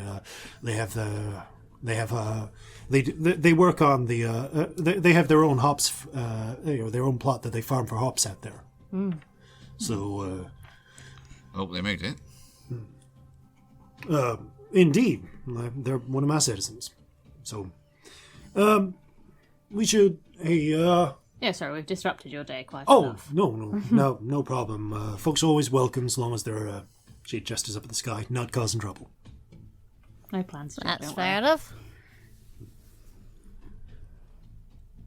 Well, if you'll excuse me, No, have a good day, by all means. she gives you a friendly nod and carries on with her patrol. Strange.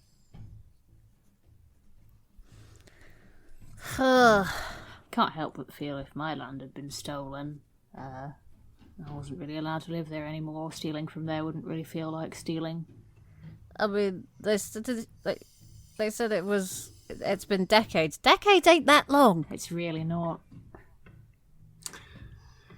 Not. Well, certainly not. She looks at Celestia. Certainly well within our lifetimes. Yeah. If there were treaties drawn up, then clearly some people don't feel that whoever drew up those treaties spoke for them. Well, yeah, it's lots of different peoples. They're not one united peoples. They don't necessarily all speak for each other. No, but I No. mean,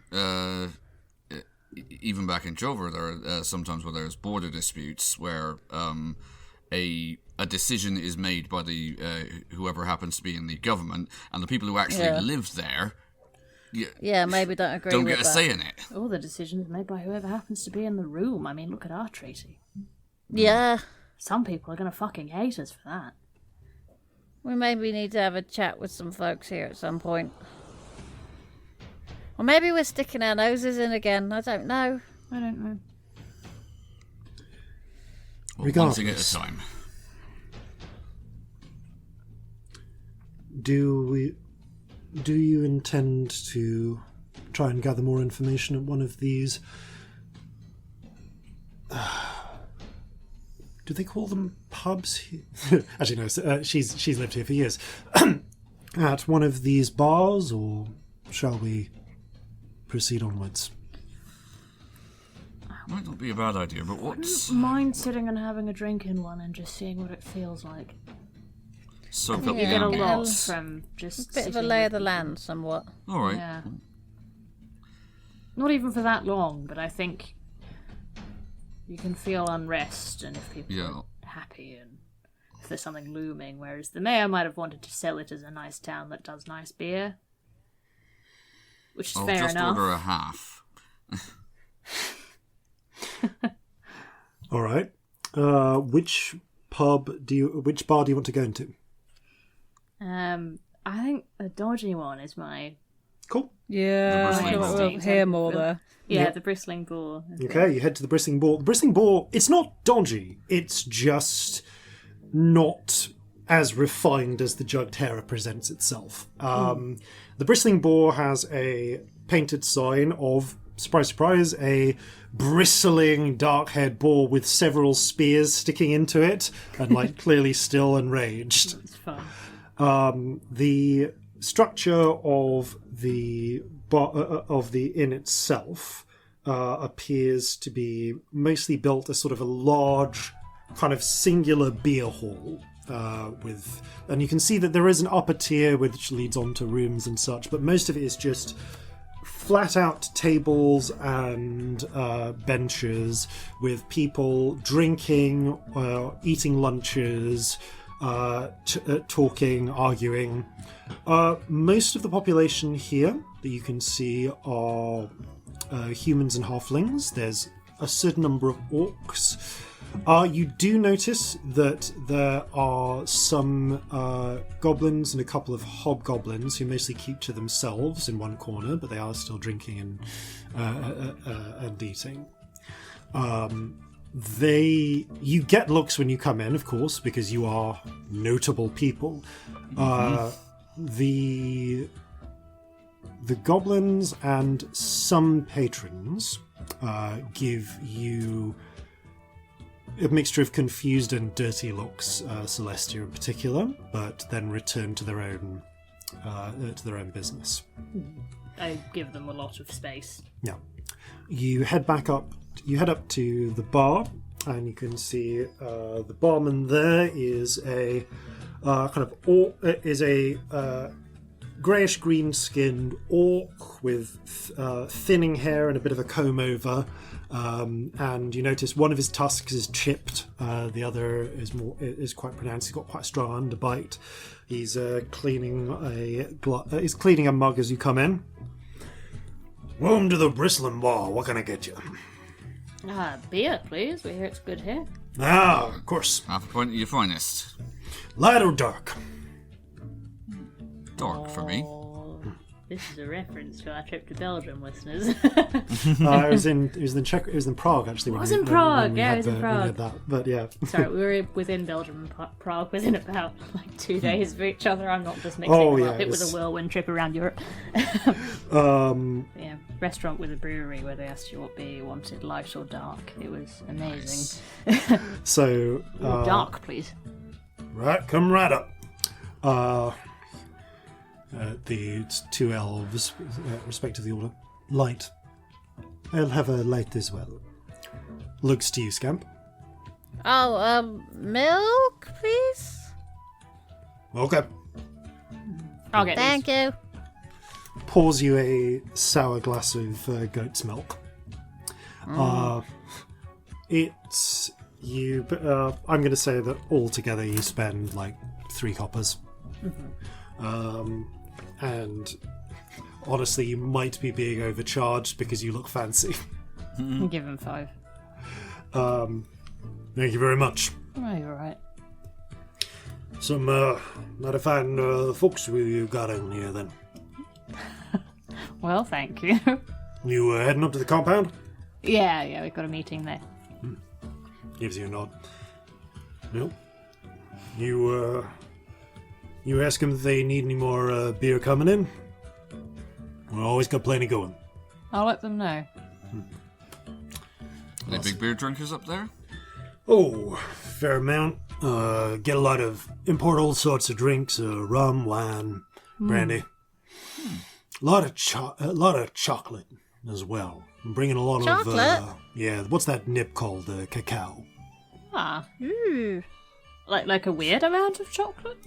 From what I understand, they get it shipped in all the time. Yeah. Oh. Interesting. Must be costing them a pretty penny, but yeah, from what I understand, they're arms dealers or something. Not my business. Clearly, they got money to burn. Yeah, fair enough. Fair If I had enough. lots of money to burn, I'd buy chocolate. Do you see a lot of them here? Oh, from time to time. Sometimes we'll see the eggheads coming in. Usually with a couple of the security staff or something, and usually get some of them drinking. But mostly they keep them themselves. Yeah, fair enough.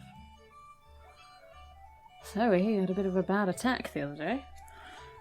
Yeah, that was yesterday. That was. He shakes his head. They happen from time to time. This must be the 5th in 3 years that's reached this far. You lose anyone? Fortunately, as far as I know, it's mostly property damage. But that's people's livelihoods that's getting burned out there. Yeah. I understand we got some folks who are trying to gather together the pieces they can. Folks help each other out round about, so hopefully some folks will dip into one another's pockets and see if we can get them some new seed, tide them over. Does the compound ever help? Oh, well, they've helped all all 5 of those attacks that I can think of. Usually, once we get the warning, they'll send some people out with those muskets they got in there, and if they get close enough, they'll fire from on top of those walls. Usually, they'll try and spare a bit of labor if they can for, helping things out best they can. But otherwise, they always help out in the crisis. But otherwise, they tend to keep to themselves. Mind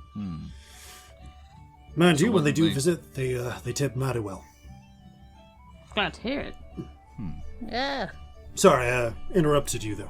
I was going to say, so Mighty fine tattoos, by the way. Thank you. I only got them done recently. They look real lifelike. Yeah, it helps keep an eye out. Oh, cousin. Cousin, no. Oh, you're a dad. Such a dad. Yes, and as such, I'm allowed to make these jokes. I got 2 myself, and I don't know, there's a certain liberty in being able to make the bad ones. It just happens Yes, when you there have is. children. You just have this irrepressible urge. You always have them. You just finally get permission. Yep, that's how it is. They've always been there. It's. Remember you were saying about being anointed? That I think that was possibly part of it. It's like I'm a father now. I can make bad jokes. And lo, the prophecy has come to fruition. Otis, by the way. Otis Otter. Oh, nice to meet you, Otis. Corzin, nice to Celestia meet you. Stardust, nice to meet you. Nice to meet you. Very fancy name you got there, and some very fancy equipment. Ain't seen an you. alpha clad in a long time. Oh, well, Don't suppose you get many of those out here, do you? Bit bulky. very bulky, honestly. Yeah. I think they Worth it, though. make them in Pohoy, but I ain't been to the city in a long time. Oh. Fun. You know what? I think the only time I saw one prior to yours was in a marching band, and I felt very, very sorry for that person. I don't think I'd ever seen one. I'm not confident I've ever seen one other than mine. Where did you get it? Oh, down below, music lessons. All right. That's where I got all of them from originally. Most of them. Most of them. I gotta say, I'm mighty curious, where's the sound box on that guitar?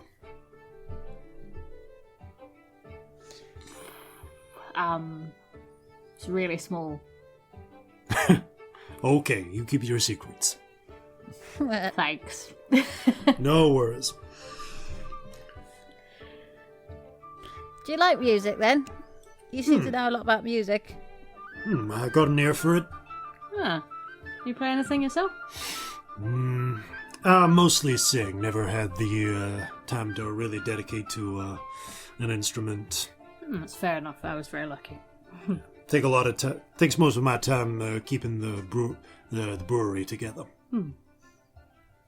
Still singing's an instrument. He smiles and nods. That it is. That it is. You can do that. It's enough. Well, you give me a holler if you need anything else. Thank you. Thank you. We Very will. kind. You sit and take in your drinks for a little bit. I kind of want to just get a feeling for the place. Like, Sure. do people feel Insight content check, here? Like, what's please. the atmosphere? Yeah, can do the same. Of course. It's kind of the point. Probably won't do as well as you, but I 20. will roll. Ooh, Ooh. it's 23 19. for me. Okay, all 3 of you are able to get a pretty good read of the room. The conversation, what you can hear of it, is it's a variety of topics, but it's mostly on the previous attack. Despite the comparatively easygoing attitude of the mayor, attitudes are sour towards the raiders and consequently towards Achin in general right now. There's a lot of talk of of Regent damn birdies and things like that going on. And people ranging, muttering from anywhere from, I just feel sorry for the people I just feel sorry for the farms that have been burnt, for all those poor farmers, and to, I don't know how we're going to make farmers, to, they should all be strung up and have their wings clipped. Not that Achene have wings, but that's... Ignorance. Yeah.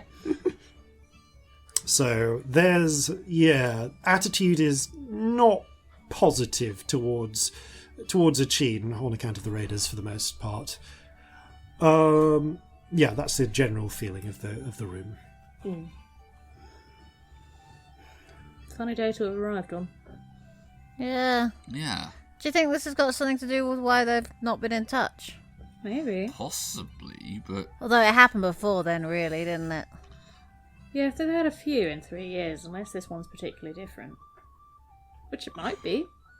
yeah, or it could just be a monumental coincidence, but I'm very skeptical of those these days. Or even our coincidences anymore. Celestia, with that natural 20s, you pick up a bit of the background conversation. You catch one snippet between a couple of people. One thing I don't understand is, you're sure no one's missing? When out there we're searching for myself. Far as I know, everyone's accounted for. Well, I swear I saw them I saw them snatch some people. Must have been travellers on the road, because, far as we know, ain't nobody missing from Beer Barrel. I pass this on to everyone quietly. Oh dear. Who have they taken? Do you think they've snatched some people from the compound, and that's why the people from the town aren't missing them? Yeah, it could Possibly. be. Seems likely, doesn't it? Oh, this might be about to get more complicated. Well, that makes me Right. wonder, like, what was he... From what Ellen said, they weren't allowed to roam particularly freely. No, but she did also say that they could sometimes go to the town on days off. I think maybe they'd have a guard with them. Possibly. Yeah, so, which might have not been enough against raiders. So they've nabbed someone from the compound then, along with whoever was guarding them. Quite Maybe. possibly. Well, they said no bodies, and everyone else was accounted for, so they can't have just killed them. Yeah. No, they can't have done. That wouldn't make any sense. Unless something extra weird is going on. Well, I mean, you don't kidnap someone unless there's a benefit to you.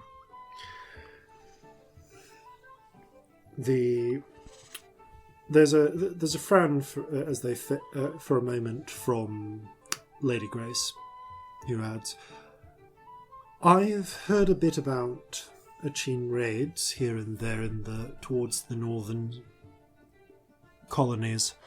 Although a lot of my business doesn't bring me here, I understand that sometimes they will capture hostages for ransom. That would make sense. If you were going to ransom someone here, you'd ransom the compound. Yeah. Yeah. Well, they Look. certainly have the money. Well, frankly, there's a normal amount of money for a small town in Beer Barrel. So if you want a big ransom, you're just not going to be able to get one. Whereas if you take people from the compound, there's obviously a lot of money there. Yeah. Or Unless... they might not want money. Well, they don't use the same currency, do they? You can convert currency. Also, the money can take various forms. If it might be that they are looking to trade for guns. I was going to say, the Achene need wondering. gunsmiths That would have as been well. my thought, is that, if you were going to kidnap someone and ransom them, then money is one thing, but actual, technological superiority, or something that is going to give you a long-term edge over your competitors. Yeah. We know they want gunsmiths, because they're lacking the people with the knowledge. Or at least the Achene we have met. And there's no reason to think that these Achene have been any luckier getting hold of gunsmiths. Also, True. if we look at what we did a while back, the Achene who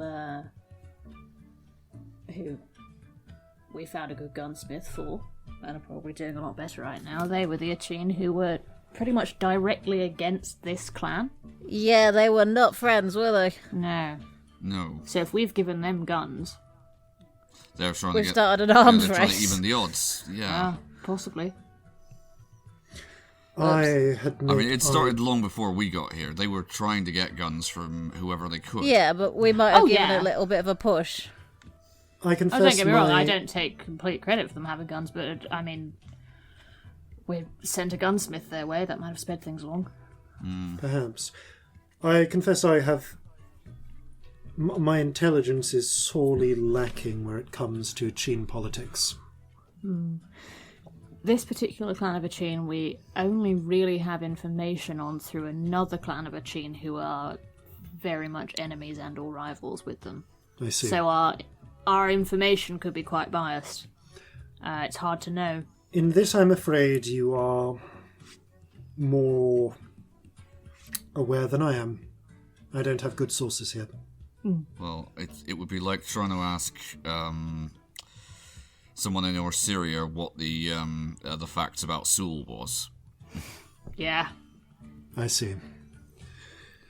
No, there seems to be a lot of unrest from what the people we met said. Well then, shall we on? Yes. I think Yeah. so. This is Beer rather is good, excellent, though. It is actually a very good beer. There is a lovely chocolatey note to the stout that you're having, the dark beer. It's got a good head, not too frothy, and it just has it goes down very smoothly with with like a really nice aftertaste. It's like you go all day on a pint of this. They've comments. Drink too much of it and you will. Yes. Good beer. I feel like I've had a meal. The best beer you can eat.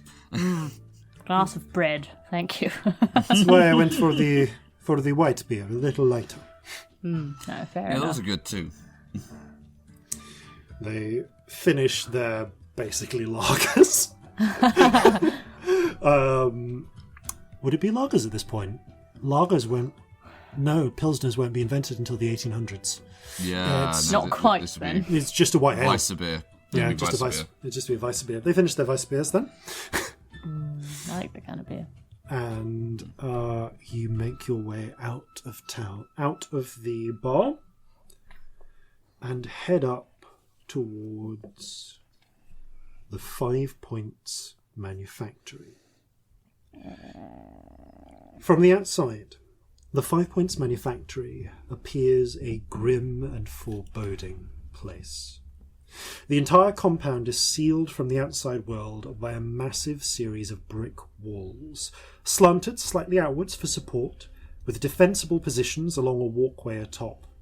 A pair of high guard towers watch over the area, and two small bastions extend outwards to support artillery emplacements.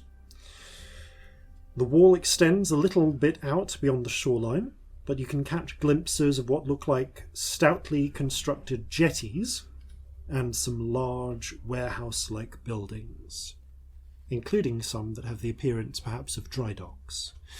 You do see a small vessel leaving the docks, actually, or preparing to leave the docks. The compound itself covers a wide stretch of land, perhaps a tenth of the size of the town of Beer Barrel itself. There is one entrance by land, a heavily fortified gatehouse with steel-reinforced oak gates, which is what you find yourselves walking towards. You can see that there is a group of 8 guards that you can see behind kind of like waist-high defensive sort of positions. They're kind of there is a door that they can open to get out, but their the default position of the guard in the guardhouse is kind of looking from almost like in a little kiosk, if a murderously defended one. You can see, in fact, Corzin and Celestia both give me a history check. Okay. Actually, maybe Scamp can as well. Ooh. Hello, very good good. 6. dice. Thank you. 25. 19. Scamp, the structure of this reminds you of the architecture you've seen in dwarven homes, and a little bit of the structure of the Golden Kratz and Guildenstern bank you've been to. Celestia, you recognise this as, although overground, the design of it is solidly inspired according to dwarven defensive engineering principles. There are a number of concealed murder holes, points from which a defender can fire, places where you have no doubt sections of the ceiling could be dropped, and you can just make out a position for a portcullis to slam down to provide additional reinforcement to the doors. If so Very much like a drow bastion. Not unlike it. Yes, Yeah. this has been designed. This is very much dwarven military engineering. This place is a damn fortress, but then again, what would you expect for gunsmiths? Yeah, look at that. It's a murder hole. And that. I spend, while we're walking up, I do literally just point out, Yeah. I Celestia points still out have an no less than 14 that she can see. 14 murder holes or traps. Something this well fortified has to have its own fighting force to staff it. Otherwise, there's just no way to take advantage of all of this. Indeed, Yeah, I they think do. they do. You do see there are black uniformed guards up on the bastions patrolling the walkways. Not out in full force. It's a light patrol, but enough to perhaps hint at a larger force that could be called out. You probably can see total 24 guards, from your vantage point approaching, looking at the walls, looking at the bastions, looking at the ones that are at the gatehouse, would be your guess. Those you can see and those you would infer being up on the walls right now, out of your immediate sight, because the walls block sight. As you approach, one of the guards in the kiosk raises a hand. You can see that they are equipped with... Actually, because you've seen them before, you recognise not muskets but rifles. It's a half-orc woman, and she calls out, "Halt! Please state your business." Genuinely, we have been called here for Have we been called here for a meeting, or are we just investigating? We have an appointment. Lady Grace, the guardswoman goes, I don't believe you do. Lady Grace steps forwards. We're here to speak to whoever is in charge. We represent the Resistance and the Bell founders, and we wish to discuss the delays in our contract. No appointment will be necessary. Your boss does not. Your master does not need to make one to see me. Tell them we are here. We'd like to speak to the manager, please. Just a moment, ma'am. Oh boy. Turns, whispers something. You hear someone hurriedly rush off further into the defences. That was excellent. Well done. I hate You've done this walking into before, a haven't new you? sanctum. This is going to be horrible, isn't it? Nobility may be hollow, but sometimes it does open doors. That does. Yeah. There is a tense 30-second wait before the guards woman hears a response, coughs. The commandant will see you directly. Good. Okay. There is a pause, and you hear the clanking and clonking of several defensive measures being disarmed, followed by a winch as a bar is lifted, another bar is lifted, and then the doors swing inwards, presenting a tunnel with more murder holes leading into the compound. The 5 of you step in, and once you pass through the gatehouse, you are presented by a starkly different interior to the ominous walls beyond. Something more akin to the university grounds in Alisant than the bleak prison camp you might have been expecting. Much of the grounds are given over to manicured green spaces, cut lawns with aesthetically spaced fruit trees.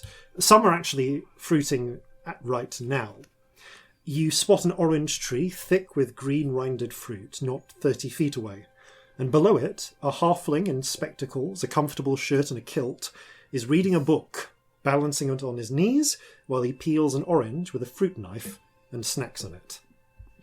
Apart from the road out of the gatehouse, which heads directly past a set of stables towards the warehouse-like buildings near the waterline, most of the paths here are smooth paved flagstones or gravel.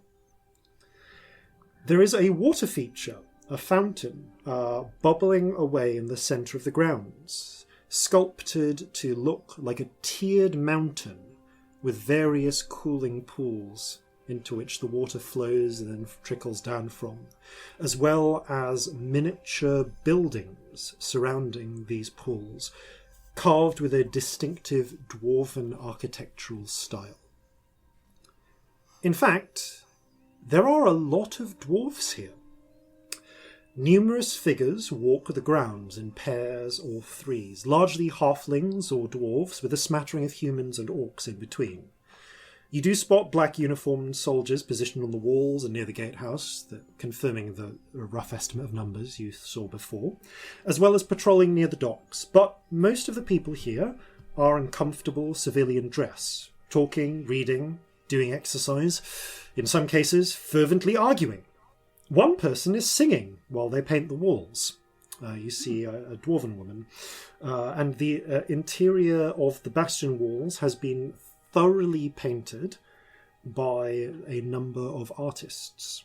Some sections resemble the countryside outside, others take a more fantastical bent, while one wall is just portraits of various people framed by depicted tree roots. The interior buildings are connected by various paths and seem to loosely fall into 3 sorts of groups. To the north end, you are entering from the south, an ivy-covered series of long brick buildings that seem to be residences, clustered around and to the north of a communal refectory. A clean, stone-facaded set of buildings that appear to be some sort of administrative or scholarly complex, and a set of more Spartan brick structures near the docks that appear to serve as warehouses and manufactories. There is also a small keep-like structure built into the walls near the gatehouse that seems to serve as the security centre. And if you check the group, I have put a map. I'm seeing it, yes. So you're entering the gatehouse from the south. The security sort of centre is essentially to your right near the near the bastion that's extending out with the artillery. Yeah. No, listeners, this is a pencil map for us. This is a pencil map So, for you, I'm afraid. So this will Don't get too probably excited, my loves. not be with this episode unless I need to Just find to the time like to mix it up. preempt the where's the map tweet, which is like Afraid fair enough, by the way. Afraid I really Like, don't I love your didn't have a enthusiasm. solid Don't think one I'm for this talking one. down. I'm really not. So, as you enter in, a number of individuals take an interest in you, some of which kind of stop and stare, others of which glance over and then continue with their business. The So sorry, but does this say cake at the back? Uh, It says lake. Cool. lake. Yes, Yeah, there is indeed a small... It's more like a pond, but there is a sort of ornamental lake, or large Are ornamental you sure pond. it's not cake? Are you 100% sure? There is The wrong a shape to be cake. There is a halfling eating cake next to it, sat in a picnic blanket. Is it? The You know when That's something probably what like we're so thinking of. says a word that you're like, I can't Yeah. imagine possibly what other word this would be. Yeah. But no, that's you can see the placid, definitely sculptured artificial lake. Well, it's more like a large pond, which people are sitting besides. The guard on the interior kind of gestures towards the keep-like structure and says, "Ma'am," to Lady Grace, and nods to the rest of you. Commander Terencel will see you in the security center at your leisure. Please do not enter any restricted areas. You will be told which those are before seeing them. As you, the guard seems content to keep an eye on you, but step back a little. And as you do this, as you do step in, the halfling peeling the fruit sits up from underneath the orange tree, takes a bite, and just wanders over. So you can see he's in his early middle ages, early times, early middle age, red-headed, freckled, bespectacled shirt and kilt, kind of tucks the fruit knife into his belt. Well, it's nice to see some visitors. Hello. Oh, Hello. Pleased to meet you. brushes his wipes his hand on his kilt. Name's Tolo Bundlebarrow. Celestia Stardust, nice to meet Hi. you. Hello. Love the hair. Thank you. I wrote myself. Oh, nice. Horhace, that's a Wendish name, right? That's right. From Kernon myself. My wife's from Kernon. Oh, fantastic. Are you part of the new staff then, or are you just visiting? We're just visiting. Just visiting. Right. What about yourself? Oh, I'm part of the... I'm a chemist, part of the research team. Interesting job, that. Excellent. No, it's obviously there's a certain amount to do for the... Well, I'll wait until you've seen the Commandant before I start talking about my work. That's fair enough. Actually, we might have a friend here. I don't suppose you know of Eurus Tollraiser at all, do you? His eyes light up and then fall a little. What is it? Oh, right. You should probably speak to the Commandant about that. Go on. He looks at the guard for a moment. Roll a persuasion check. 30? He kind of slips out. Oh, I'm sorry. You're supposed to be part of the expeditionary group, and I can't say anymore. I'm sorry. I don't know what you're cleared to know. That's alright, I wouldn't want to put you in a difficult situation. Thanks. But you do know him, so that's good. Yes. Is he I don't- alright? Yeah. He's sometimes my boss, so I don't know how he is right now. Okay. And again, I really can't talk about that until you're cleared. Of course you can't. Yeah. Fair enough. Sorry. Is it a case of Does loose lips sinking every- ships? Very much the case. Yeah. And I see you're On familiar a with your similar specialty. note, though, do you know a Werid? Where at? Oh, you mean sometimes right there, it sometimes says Werid, short for Weregeld. I don't know. Yeah. Helga, dwarf lady, silver hair. Yeah. Yes. I'm not close to her. That's more Enya's sort of thing. He thumbs towards. You can see the dwarf painting on the wall at the moment. Who looks over, hearing her name. Blonde hair, and actually, you can tell because of the roots that the hair and the beard are blonde, but they're dyed red with henna. Fair skin, blue eyes, and a mixture of wood and amber beard jewellery. And quite loose clothing. She stops. Bright red if she's dyed blonde hair with henna. Oh yeah, it's bright red. She stops her. Henna's like wood stain, so if you have like light hair underneath, it's like bright orange. Oh, It's yeah. awesome. She pauses her painting and finishes off. So sorry, did somebody call my name? Tolo, we got new people, have we? They're just visiting. They were asking about world. Oh, right. Have they been cleared? On their way to see the Commandant now. Right. You'll be fine. I know they're a little... I know that the Commandant is a little strange, but they're a perfectly lovely person. What's strange their own about way. them? You'll see. Just don't stare. That's not polite. And just keep dream on of their it. central eyes. Just focus on just look them... I suppose any one of them would do. Just look them in the eye. Is there more eyes than usual? More eyes You than me. could... Of course, it gestures. Oh, that is some very nice tattoos there. Probably not more eyes than that.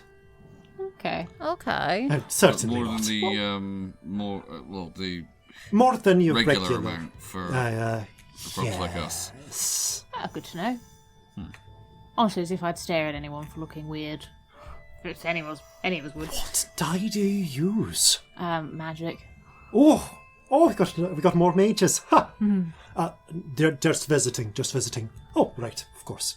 Yeah. Flying visit. What did you say your name was?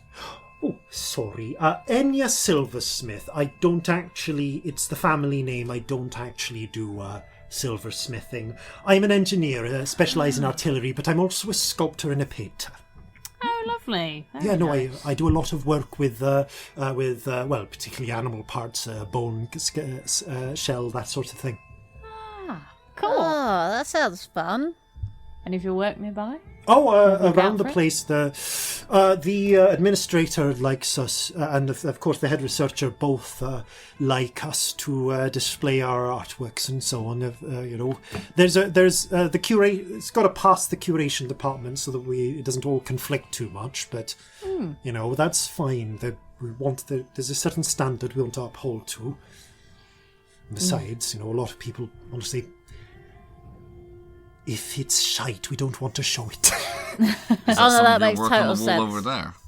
Oh, yes. Actually, I've got a partially unfinished piece in the refectory at the moment. Near the fountain. But been having a bit of trouble finishing that one. Why? It's a lot to get into. And Creative block. absolutely. Just the worst. I understand. Happens. I assume you're a musician, so Yes. barely got a musical bone in my body. Well, I can't draw. So, That's you know, all right then. Seems only fair. Sorry, don't let us keep you. I'm sure we'll be out here. Happy to give you the tour once you've been cleared. What, What was the other involve? person's name? Well, as a general rule, the Commandant will want to talk to you directly, ask you some questions under a truth spell, and just to make sure you are who you say you are. That sort of thing, and make sure that you are cleared properly for entry and not likely to cause too many problems, that sort of We thing. never cause problems. No, it's never been known. It's no, just never. we've got quite a good thing going. We've got quite a good thing going on here, and we don't really want it spoiled. I can understand that. Has that been a threat recently? It's I only ask because, as far as I've noticed, we've just come here and been fairly okay, and you went to that fairly fast. roll another persuasion check.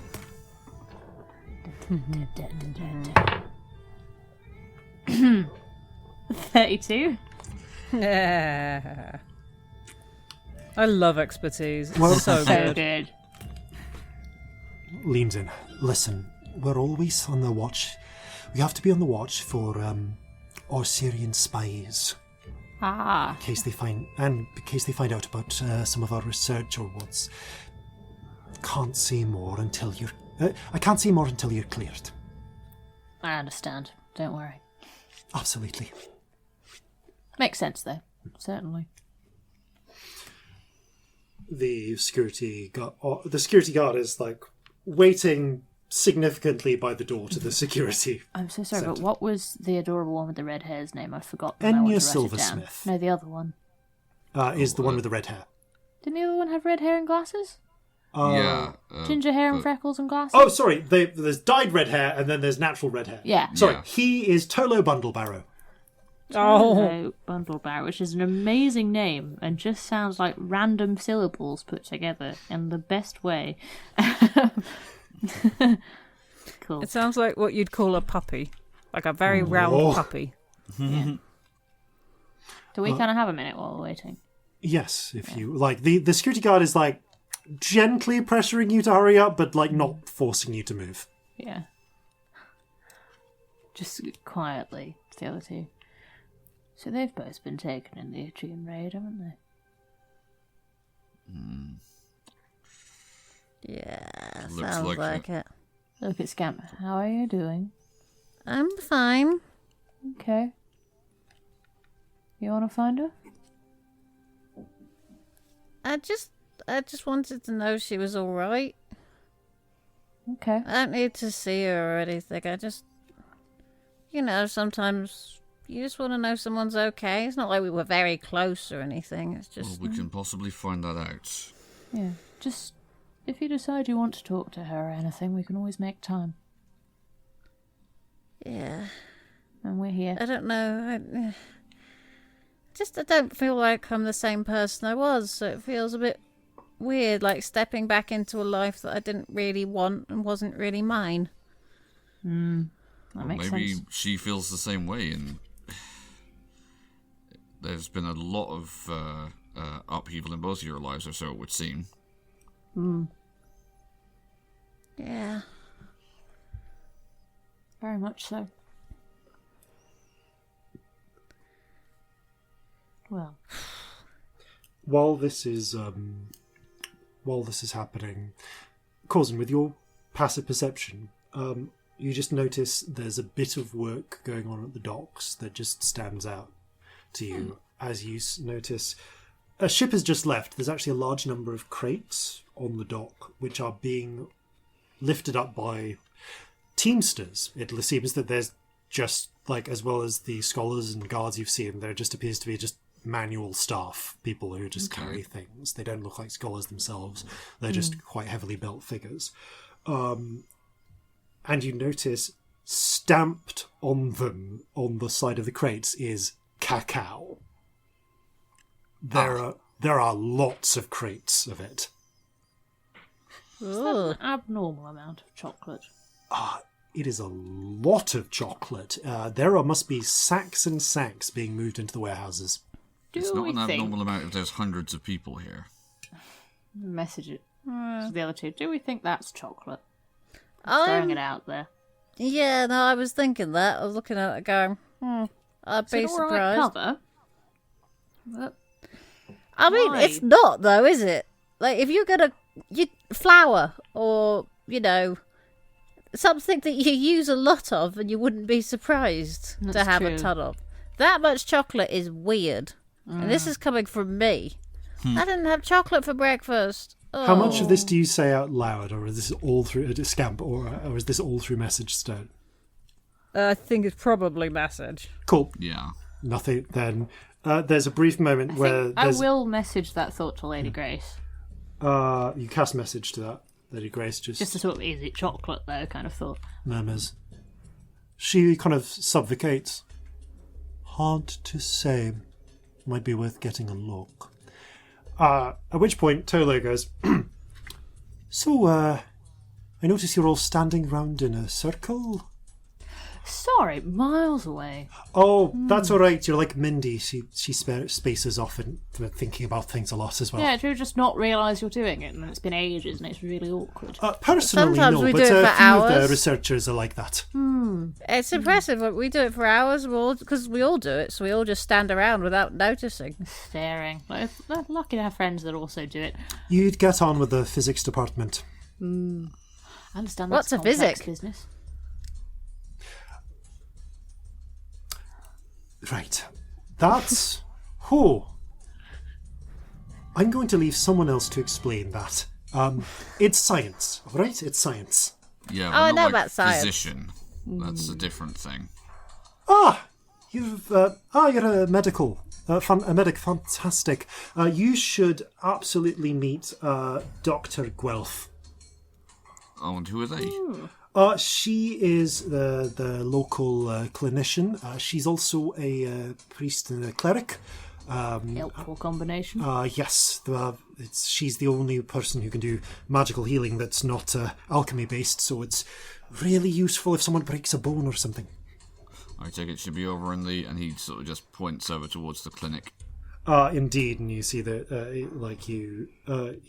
you kind of gesture toward the administrative complex, Tyler helpfully points out which building is the clinic. Oh yeah, the clinic just there. I'm having a little moment. Has Tolo said what he does? Tyler has said that he is a chemist. Yeah, he's a chemist. Hasn't gone into more detail. Is chemistry fun? Oh, I mean, like, absolutely, in a very ephemeral sense. I enjoy it. I know it's not for everyone. They have me working on a lot of applied stuff here, but I have my own. But I also do my own projects and things. Like, and we're trying to. It's usually like I'd say like a 4-to-1 mix of applied chemistry and pure theory. Do you get to make things explode? That's what I spend 4/5 of my time on. But Oof. it's researching, like, sometimes we're trying to make things explode better. Sometimes, but actually, a lot of the time, it's about trying to make things not explode until you need them to. See, that's where I go wrong, because a lot of my stuff just explodes when I don't want it to. Just magic, not chemistry. No, that's the... right, that makes sense. Sorry, we have actually only a few wizards here. Unfortunately, we recently lost one. What happened? Yeah. She went missing when she went out to... She was on a day trip to Newmark to buy a hat. She's yeah, a good I friend heard of there was a mine. lot of attacks there. No, She might have got mixed up in something. Things are kind of ugly there at the moment. I'm sorry. I hope she made it out all right. She was a good friend of mine, so... Anyway, he suppresses that visibly. But yes, no, the fire can be an issue. Actually, that's one of the things. That's one of the things that Eurist worked on with Enya. Actually, you know what? Once you're cleared, I can do better than telling you. I can show you. That sounds That fun. would be amazing. We've got it worked out That would be through fantastic. the whole compound. It's great. Amazing. There is a pointed from the guard who's Right. like letting you take your time, but clearly What's your name? Sasha. Oh, Sasha. That's How long nice have to you meet been you. here then? I've been in this placement for 8 years now. Oh, you like it? Is it boring? She's a somewhat kind of athletic human woman. It's I couldn't comment as to whether I find my it is well enough as this work goes, Why couldn't you comment? because I like. She gives you a bit of a look, as if, and I need you it- to roll an insight check here. Okay. Is it classified information? Is this a I don't want to lose my job look? 19. It's a look which can best be described as, I'm not going to comment on my job satisfaction right outside the door of my boss. Sort of like penny drops, looked at the door. Oh, yeah, no, that's fair, yeah. Thank you. No, didn't think. My bad. Thank you for putting up with our nonsense. I know we're not Yes. the easiest guests. We've been really annoying. We appreciate you. If I could please convey you to the Commandant. Sure. Convey away. You make your way into the security offices. The offices are not, they're nice. They're pretty Spartan, but the materials that they're made of are solid. There's panelled walls over what is presumably solid brick beneath. And you are led into into sort of a waiting room with some comfortable chairs, where you are left for about 15 seconds in which Sasha heads into another office and then comes back out. Commander Terencel will see you now. Thank you. She holds open the door, and you find yourself entering an office. It in many ways resembles any other office. There is a desk, there are books, stationery and such. The windows are thin and slitted, cut through the defensible brick wall so that they can see to the outside and let some light in.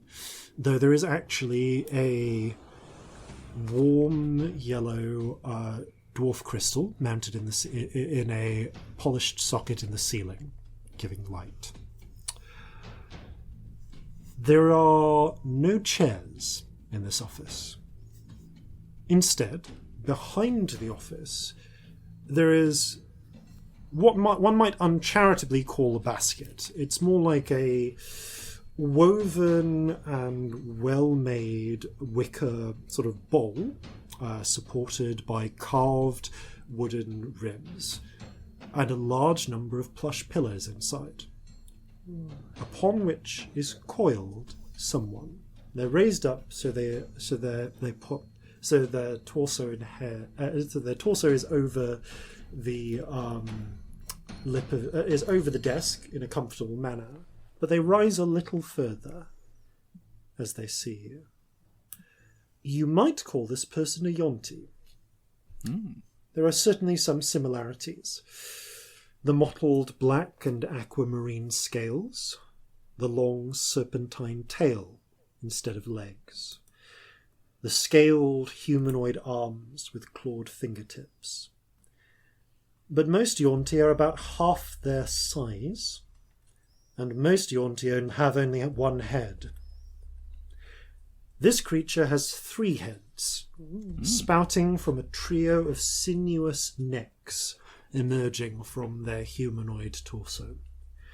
Each head resembles that of a serpent, the left head being wide and flat with a thick neck in the manner of a python.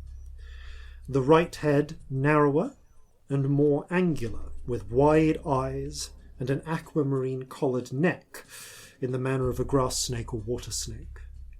And the central head flat but hooded like a cobra. All 3 heads, unlike most serpents you have ever seen, bear crests of black and royal blue feathers that stretch backwards from their skulls.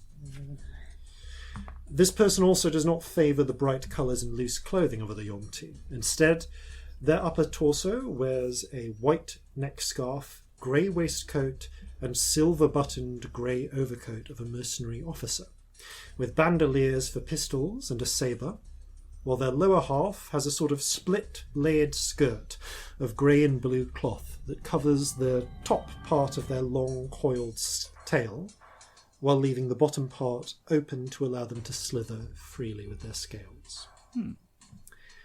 And to Celestia and Corzin, you see something else. They flicker strangely, as if haloed in a blue-violet light that you can't quite make out.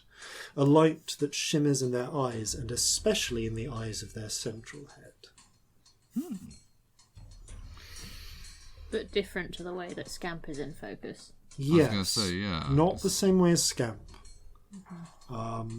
There is, if anything, it reminds you very slightly of Reggie.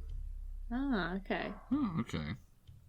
And they rise up on their comfortable sort of pillow couch and incline all three heads.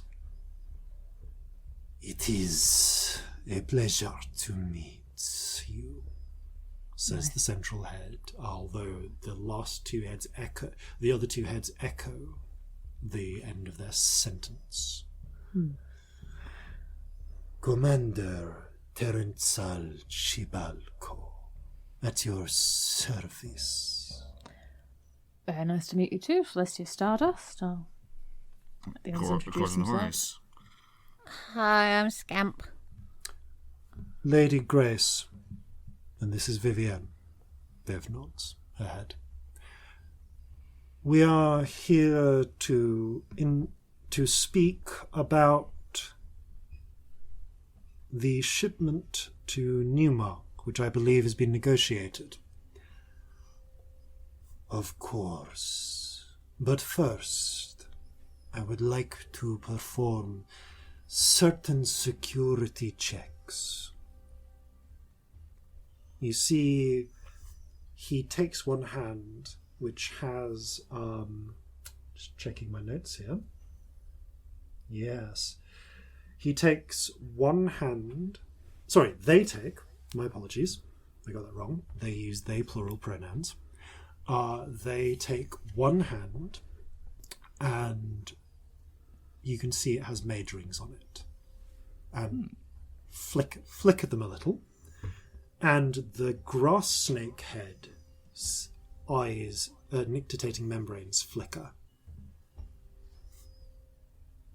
They glance at each other as if communicating without words. The grass snake head speaks up. I see that two of you are hidden from sight of magic, I would guess. Yes, I can change that if you require for security. The grass snake looks at Celestia and at Lady Grace. I am under a non-detection spell. I do not care to dispel it, as there are some who would seek my position.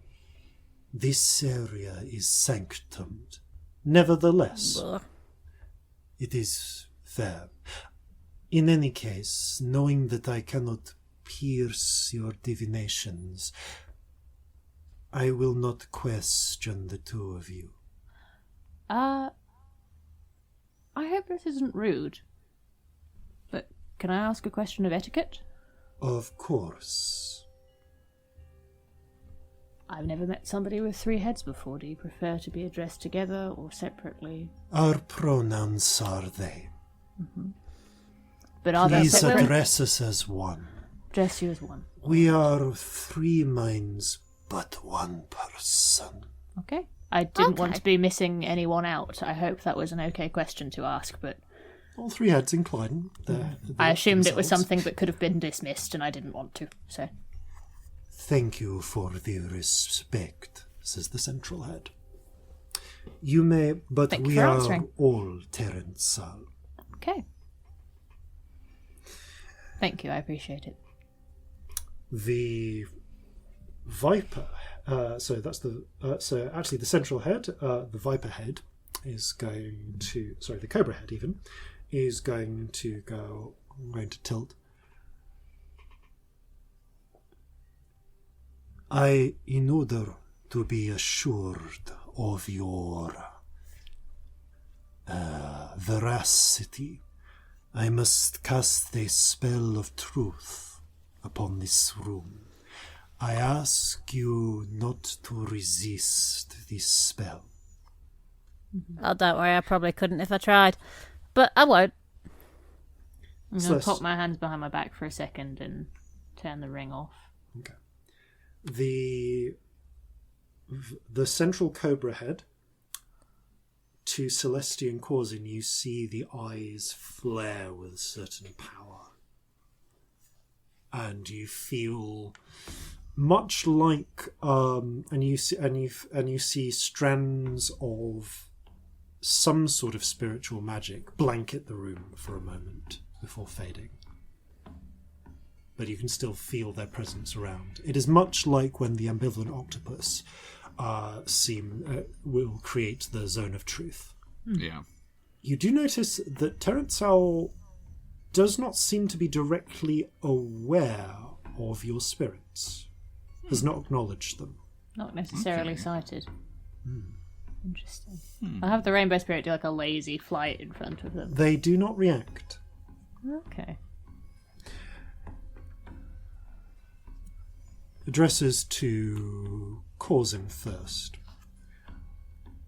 Please tell me all of the names of your entire party.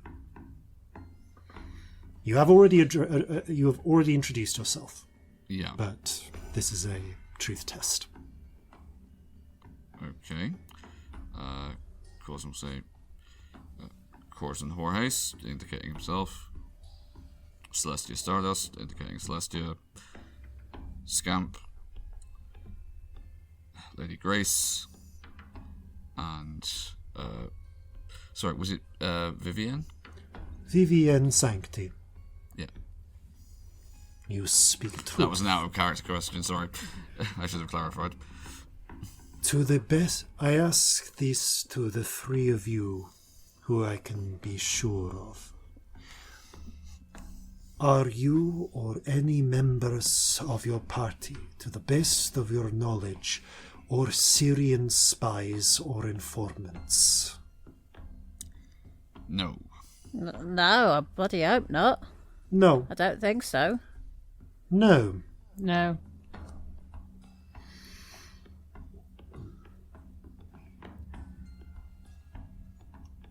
Thanks for a moment. To Scamp. Ugh. Please tell me why you have come here. We need guns for a revolution we're trying to do, and something's gone wrong with it. Lady Grace asked us to come along because we're surprisingly competent.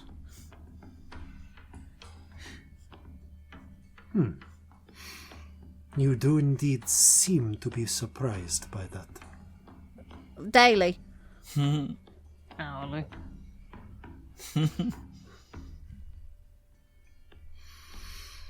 What is... Actually, sorry. Please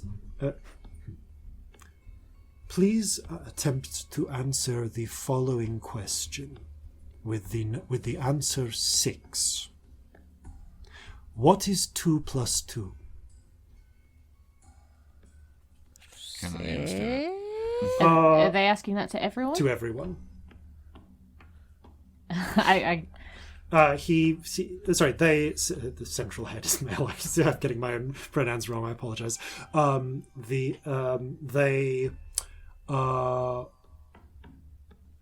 They seem to be disregarding Celestia and Lady Grace, actually, because they don't seem confident about their ability to read the truth through your non-detections. Oh, yes. Yeah. Non-detection does work with truth magic, though, doesn't it? Like, Locked divinations. oh, so even if I drop the ring, I'm not under a truth spell. Yep. Yeah. Oh, I'll leave the ring on then. Yeah. I would know that in Yeah, you character. would. I've just got mixed up out of character. So, yeah, just those of you... So, Vivienne, 4. And I believe 4. you... Yeah, I believe you can't deliberately tell a lie if you fail the check. Yeah. Well, didn't even make the check. We were. Yeah, exactly. asked Which you not to. deliberately failed failed it. Yet that I failed to tell a lie. Thank you. Do you harbor to the best? Do you or your party harbor to the best of your knowledge? Sorry. Do you or your party harbor to the best of your knowledge ill intent towards the residents of this institute? No, we have everyone's best wishes at heart. No. I would know, but it feels inconsequential for me. No. Provided everything is... Provided we do not discover anything to cause us to. Lady Grace is looking particularly forthright on that. I'll give you that. Well, that will do. Well, that will suffice for the moment. I am sure you will want to speak to Administrator Runcover. Before you go, they reach under the table and produce a lovely china bowl filled with chocolate, liquid chocolate. The hand wearing the mage rings gestures, and you see it warm and begin to steam. I have a bowl every day, in the manner of the old priests. Would you care for some? I will drink first, so you know it is not poisoned if you wish.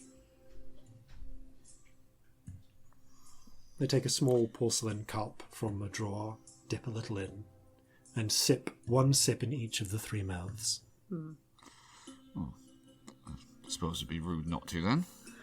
Of course. Get Wait some more till little Corzin's porcelain had cups. some. Get some more little porcelain cups. Corzin, you dip the chocolate. You dip a little cup into the chocolate, assuming you're not just picking up the whole bowl. Although it is a drinking bowl, so you he'll could. dip the cup and sip it, swirl it around in his mouth, and then swallow. It's rich, dark chocolate. Tastes freshly Very made. nice. Very Get nice. a lot of chocolate imported here, don't you? From what we've been hearing in the town, we went for a beer before we came. We do. Sorry, we do. It is Popular amongst the people here? very much so. We do our best to accommodate the requirements and the luxuries of the residents at the Institute. And it seems all of them, well, myself included, are great fans of chocolate.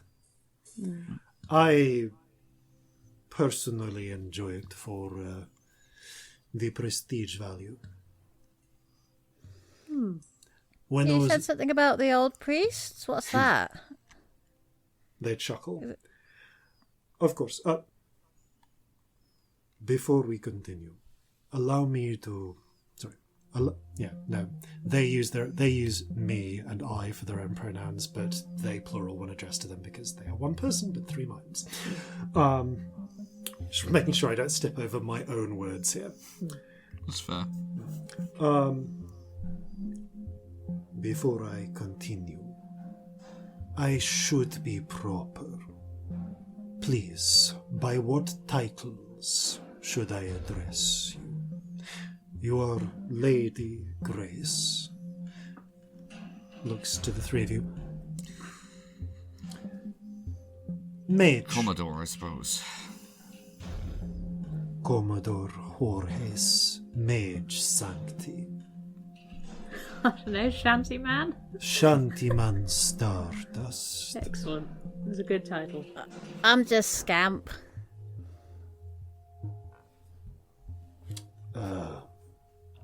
Pauses for a moment.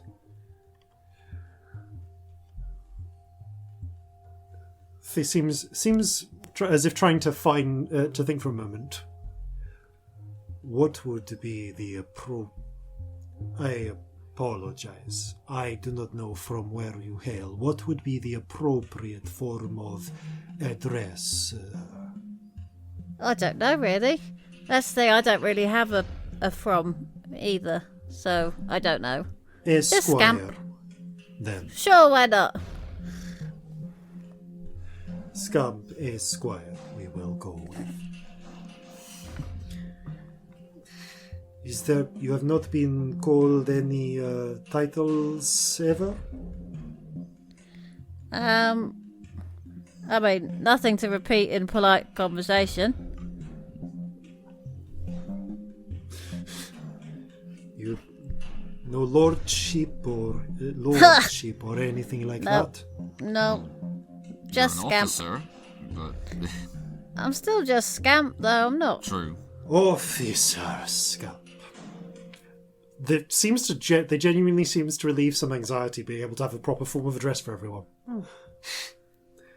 Now, And you go by commander, don't you? Commandant. Commandant. Apologies. It is an appropriate title for where I am now.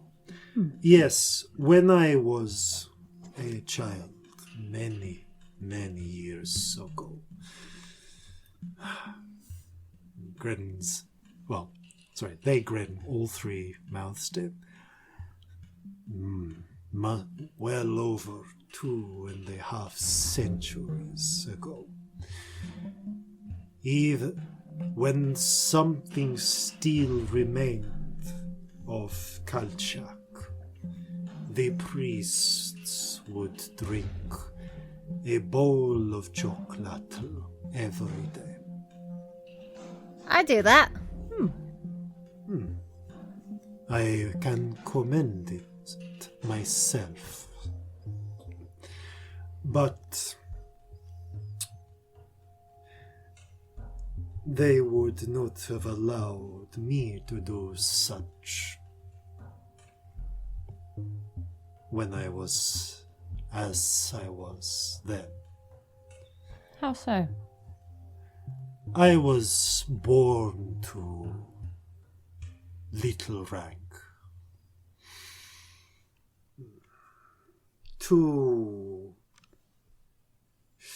With not enough of the gods about me. No, they gesture to themselves.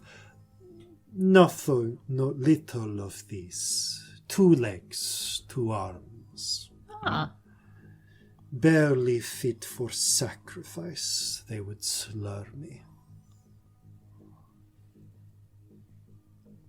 But then Well, that's rude. I survived.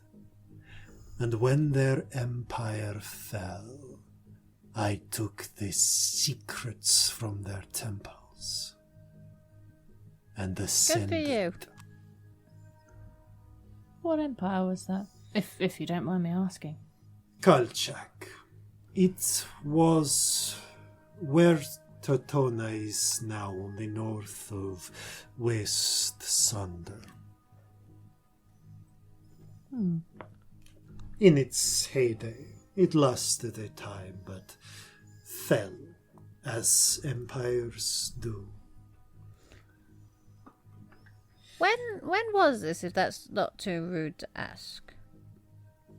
This would have been... I assumed the form I take now, and the wellspring of life it grants, when I was in my 60s, so over 2 centuries ago. Wow. They would have called me anathema.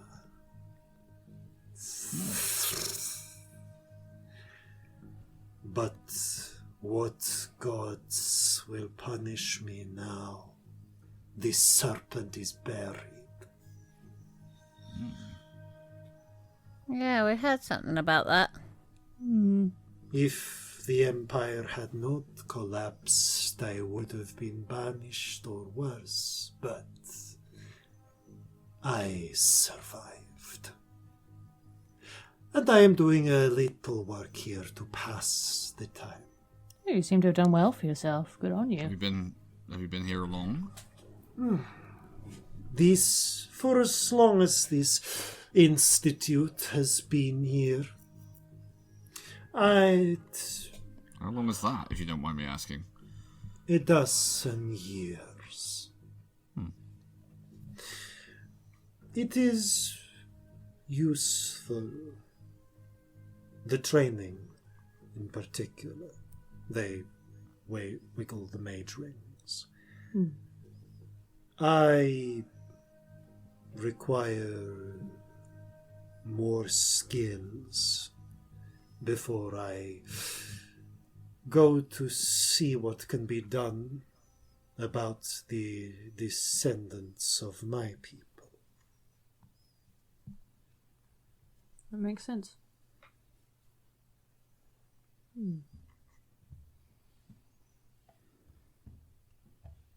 They pick up the bowl and drink the chocolate, a draught to each mouth. Thank you for Do you sharing want some that. of mine? I've got some too. I didn't have any for breakfast today. Their forked tongues sort of lick the kind of snake lips, essentially, that they have greedily. If you are offering, then yes, of course. Sure, that seems polite. You're our host. Where is it gone? Celestia, don't look. I can't see where I hide it. I'm looking away. Genuinely do. Most grateful officer Scamp. Here, and I make a bowl of chocolate. Chocolate just bubbles up in your bowl. It is a pleasure to see such artifacts. We have a handful ourselves. I must ask one thing of you. I ask you to swear honestly that you will not betray the secrets of what is here to the Orsirians or anyone outside this resistance you are part of. That seems fair. I don't have a problem with that. I require you to explicitly say that you agree. I agree. I agree. I agree. I agree. I agree. Good. There's a defocusing from the central head, and you feel the spirit like magic retreat. Well then, let us grant you welcome. Thank you. You've been very kind. You are free to traverse the grounds. Please, if you encounter a door or area marked restricted, do not enter without the permission of those inside or in charge. The scientists conduct a number of delicate experiments which should not be disturbed without their oversight. Understood. Thank you for the welcome. We do Thank you have for the some chocolate. questions. You will need to address most of those to Administrator Runecarver in the administrative center, but I am more than pleased to answer security-related questions. Okay. Well, we did wonder about the attack that happened the other day. Yes.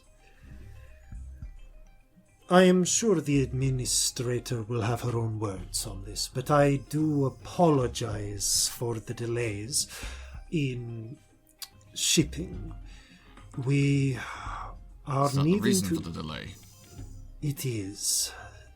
Certain key members of staff have regrettably disappeared from under my watch before they could return to the compound. We are investigating a method of... Wait. You, they point to Vivienne. Mage Sancti. Are you capable of using a scrying apparatus? I am afraid it is not one of my specialties. I can scry. That could be very useful. Allow me to be somewhat frank.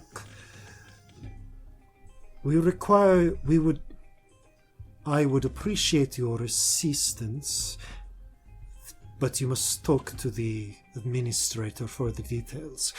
Our diviner is not accessible to us. We do have access still to his scrying mirror and apparatus. I've got my own, so... A portable one. Yes. Good. It would be much easier for us to arrange recovery if we were able to acquire a precise location. To avoid tripping over the toes of my nominal superior, I must ask you to gather further information from the administrator. Could you take us to them, possibly? Of course. I would be happy to lead the way. There's one question I would like to pose to you if you're able to answer. Do you have reason to believe that the Achin here are targeting your people specifically?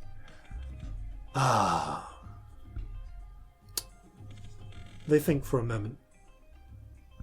In truth, I suspect not.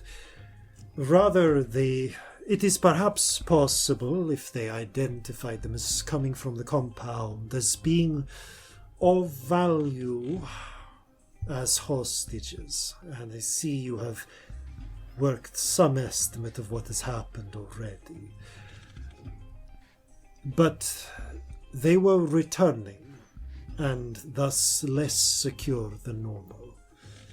It may be that they chose to stage their raid to kidnap them as they were in a more exposed state, or perhaps that they simply saw a target of opportunity. The Achin Griffon Riders are in a state of... what is the Tyrian word? What is the Ferocian word? The guerrilla warfare.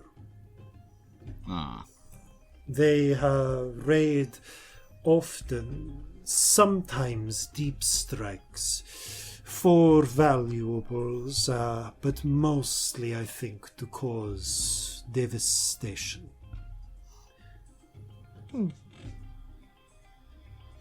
Okay. Good to know. We provide assistance to the townsfolk when the raids come close, but we need the staff complement we have here to defend this institute in case of assault, should we be discovered. Discovered by who? Yeah, who are you worried about?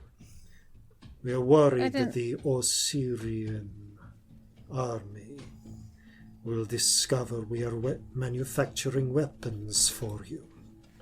Oh. Reasonable, but you seem pretty well entrenched here. Was that a lie? Can Roll an insight check. I... 18? As far as you can tell, they seem forthright about that. It might be that there are other things they're worried about, but they seem to be worried about that. Okay.